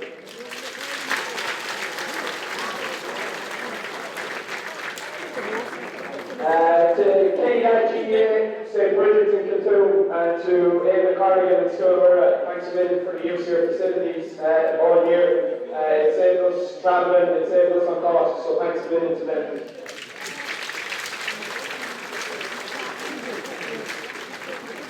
To the local community, anyone who took part in the sponsor players drive the last couple of weeks, it's greatly appreciated by the players. It costs money, unfortunately, to train now, so thanks a million. And a special mention to those who gave donations on their own back and sponsored different things for us over the last 2 years.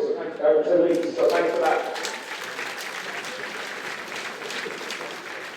To our 2 main sponsors, Scott Hunter and the Sportsman Flynn, and Pat Brogan and Brogan's Tractors. I think it's Colin that's running the show there now. Thanks a million. They've been with us since the start of the year, so it's greatly appreciated, lads, and thankfully with something to give you back for your money.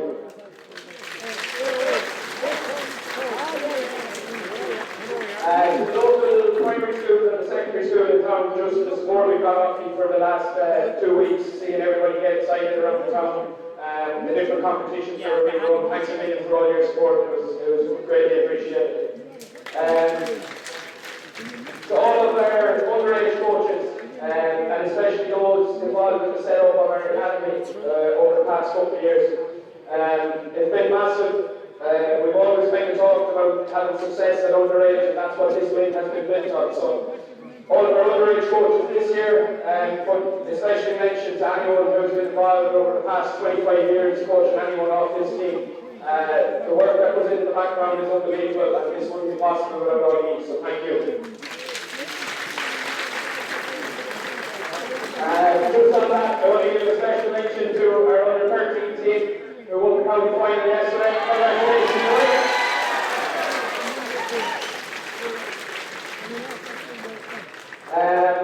To our club executive members, Alan Nolan, Brendan Kelly, John Cullinan, Donal Hanley, Laura Cullinan, Michelle Dolan, Tricia O'Byrne, Leo Shields, Sharon Towie, Eugene Handley, Mark McDermott, and to our club presidents, Tommy Flanagan, Tony Flaherty, and Pete Shield. This has been a long time coming, and to anyone else who's been involved over the past 25 years on finance committees, executive committees, thank you.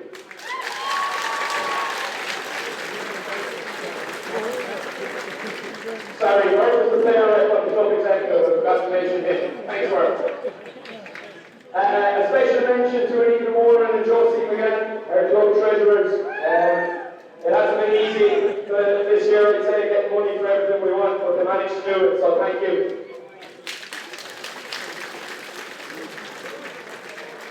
To Joanne McGinley, our club secretary, who's been there for half a century now, I think. And to Bowman Shield, our club chairman. The work ethic the two of them have is unbelievable, and it's really appreciated by all the players, so thank you.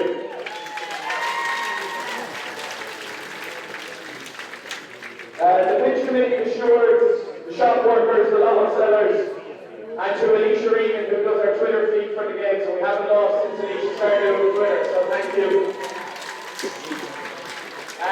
To anybody who helped with decorating the town over the past 2 weeks, it's been unbelievable, especially coming back from Dublin at the weekend.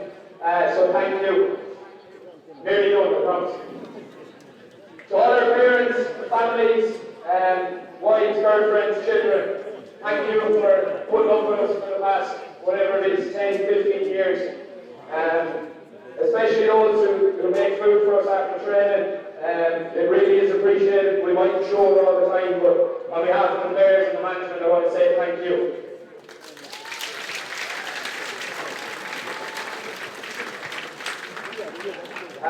This win didn't just start this year, this started last year. I want to thank Declan Kavanagh and Anthony Gibbons for their work with the Junior B team last year. We won the Junior B Championship at the end of the year, so thank you to them two boys.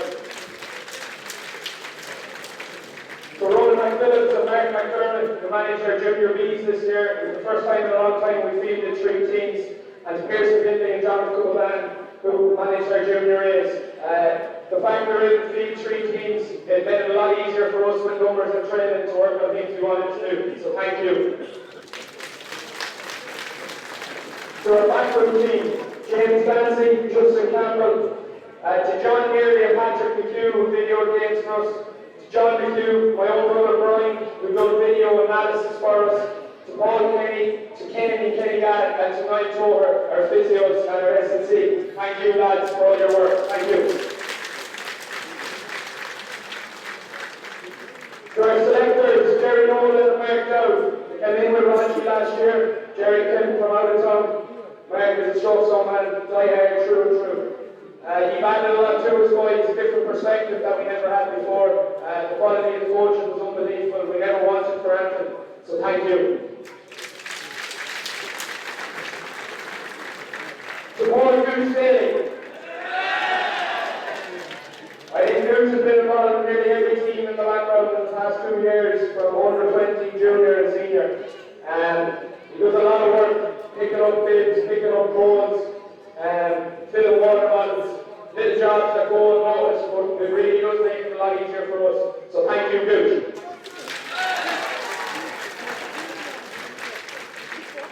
To our manager, our leader, John Rogers.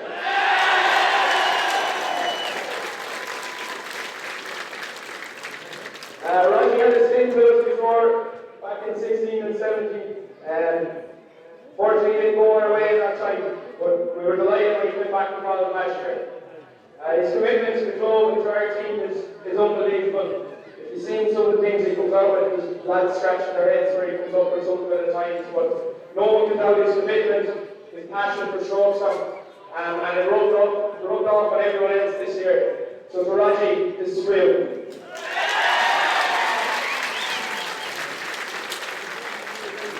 Finally, to the group of players standing in front of me.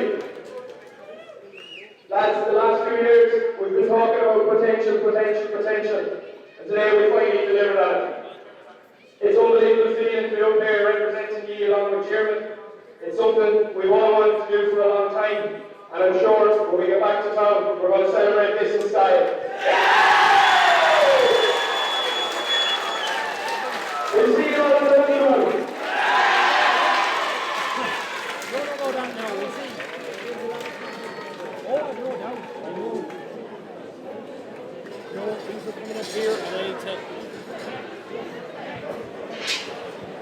Yeah, I'll just hold it kind of like. You can hold it up.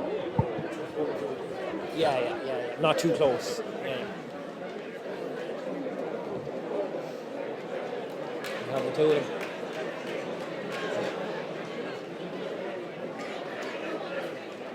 You tell me where we're going. Okay, here. Buzz. Congrats, my man. Cheers, thanks very much. Well done. Thank you. Well done. Cheers, Buzz. Cheers. Thank you. Thanks, Will. Well done very much. I'm joined now by the heroes of the hour, joint captains for Strokestown, David Neary and Diarmuid McGann. Lads, my voice is hoarse after commentating on that game. What was that like to play him? It's hard to put into words what it was like to play in. Like, it was just nip and tuck the whole way. Like, we'd go ahead, they'd go ahead. Like, we couldn't push them off there near the end. I thought we had them when we went to point up, and then Tony kicked an outrageous score there. But we dug into the end, and lucky Tony came off the bench and kicked one off the left. Doesn't happen too often. Yeah. I was just thinking that. I was saying it didn't look like the most natural left-footed kick in the world, but says you, it doesn't matter. It went over the black spot. That's all that counted. Yeah. Even that moment. First of all, tell me, Donny Smith puts that ball over the bar from the free, 55 metres out. You know, you're thinking. Are you just thinking, okay, it's extra time now, or? I was thinking Yeah, replay. I think it was going to a replay. I don't think there was extra time today. There was, yeah. So, like, that was all in my head. Luckily, Niall got a good kick out off, and we were able to get down the field again. And thankfully, Tony came up trumps. It was one that we actually worked well. We'd probably turned over a few handy ones before that, but luckily we were able to go down and finish it. It was an extremely physical game throughout. Look, a county final is never going to be anything else. But like, there was a couple of times I saw the likes of yourself trying to carry the ball in, and it felt like the lads were just descending on you. You know, it was. It was that must have been. First of all, that must have been exactly what you expected. But second of all, is it hard to keep patience when you're not scoring as freely as you'd like? We just have to keep the heads. We've practiced it in training. We knew what Boyle were going to bring to the table. They were going to filter everybody back. And then in the end, like, we bought a few handy frees there. I missed a handy free as well there, but we bought a few handy frees, and then when we broke the line there at the end, when they didn't have as much men back, and we got the winning score out of it that way. Yeah. Look, you get to stand on the podium and collect the cup in front of, let's be honest, everyone who's had anything to do with Strokestown for the last 20 years and longer is here today. I mean, even the emotion of that must be huge right now. Yeah, it's like I said it there, like, this isn't just about this year. Like, this has been built the last 25 years whenever the older members of our team start playing underage. So just to see kind of the older lads from the club, the mothers, their grannies, and just how happy you can make them and things, it's unbelievable. Like, and just looking out there when we were getting the cup to see everybody with a smile on their face and what it has done for the town, look, you can't really put it into words. Did you feel it was coming? Like, I know in the week leading in, you'll always say, look, you know it's going to be tight, you know it's going to be tough, but lads involved would always tell you kind of a day or two before the game, you might get a feeling one way or another that I'm a little bit worried, or no, I think this is going to go our way. Was there any instinct like that in your blood Friday or Saturday? I was confident that, like, we had our last meet-up Friday, like, and there was just a good vibe. Like, you can kind of tell when boys are together, like, there was just a good vibe there. Everyone was positive. Like, we didn't really do much. Free takers kicked a few frees Friday, but I thought we were in a good place anyway. We were in a good place going into it. Like, we were building from the Oran game. We weren't great in the group. Our best game was probably against Pierce's the last game, and then we built on that. We got better and better every game, and that's a bit like, we might have been lucky to get out of the group, but nothing is won in a group. Groups, like, it's all about getting out of it and building on that then. Big setback as well. I only learned today that Kevin wasn't going to be fit to play today, so that took a little bit of adjustment as well. Yeah, like, Kevin was massive for us, especially since the Oran game and the Roscommon Gales game. I think against Roscommon Gales, I think he had something ridiculous, like, he had 8 turnovers or something. Like, the work rate he puts in on the half forward line, he mightn't get written about, but, like, it's unbelievable what he does for the team. So, like, we just kind of had to next man in, but for him personally, I was disgusted. Like, look, myself and Jeremy have played with Kevin since we were under 10, like, he's the same age as us, so on a personal note for him it was devastating, but look, we just had to kind of put the work in for him and make sure he has a chance now to play again. And one last thing, fair bit of family pride there at the end when you see Colm getting the man of the match, or is it just Arafekit, he's outshone me, he's taken the limelight? No, I'm used to it now. He's look, he had an unbelievable game there. I think for Jeremy to have Shane, his nephew, in beside him as well, it added a little bit for us. So look, fair play to the two boys. First year into the senior setup, straight out minor. A bright future ahead of them. Colm had a great game there. He deserved his man of the match award, so they just need to keep building on that now. Great stuff. Thanks a million and congratulations, lads. Well done. Cheers. Thank you.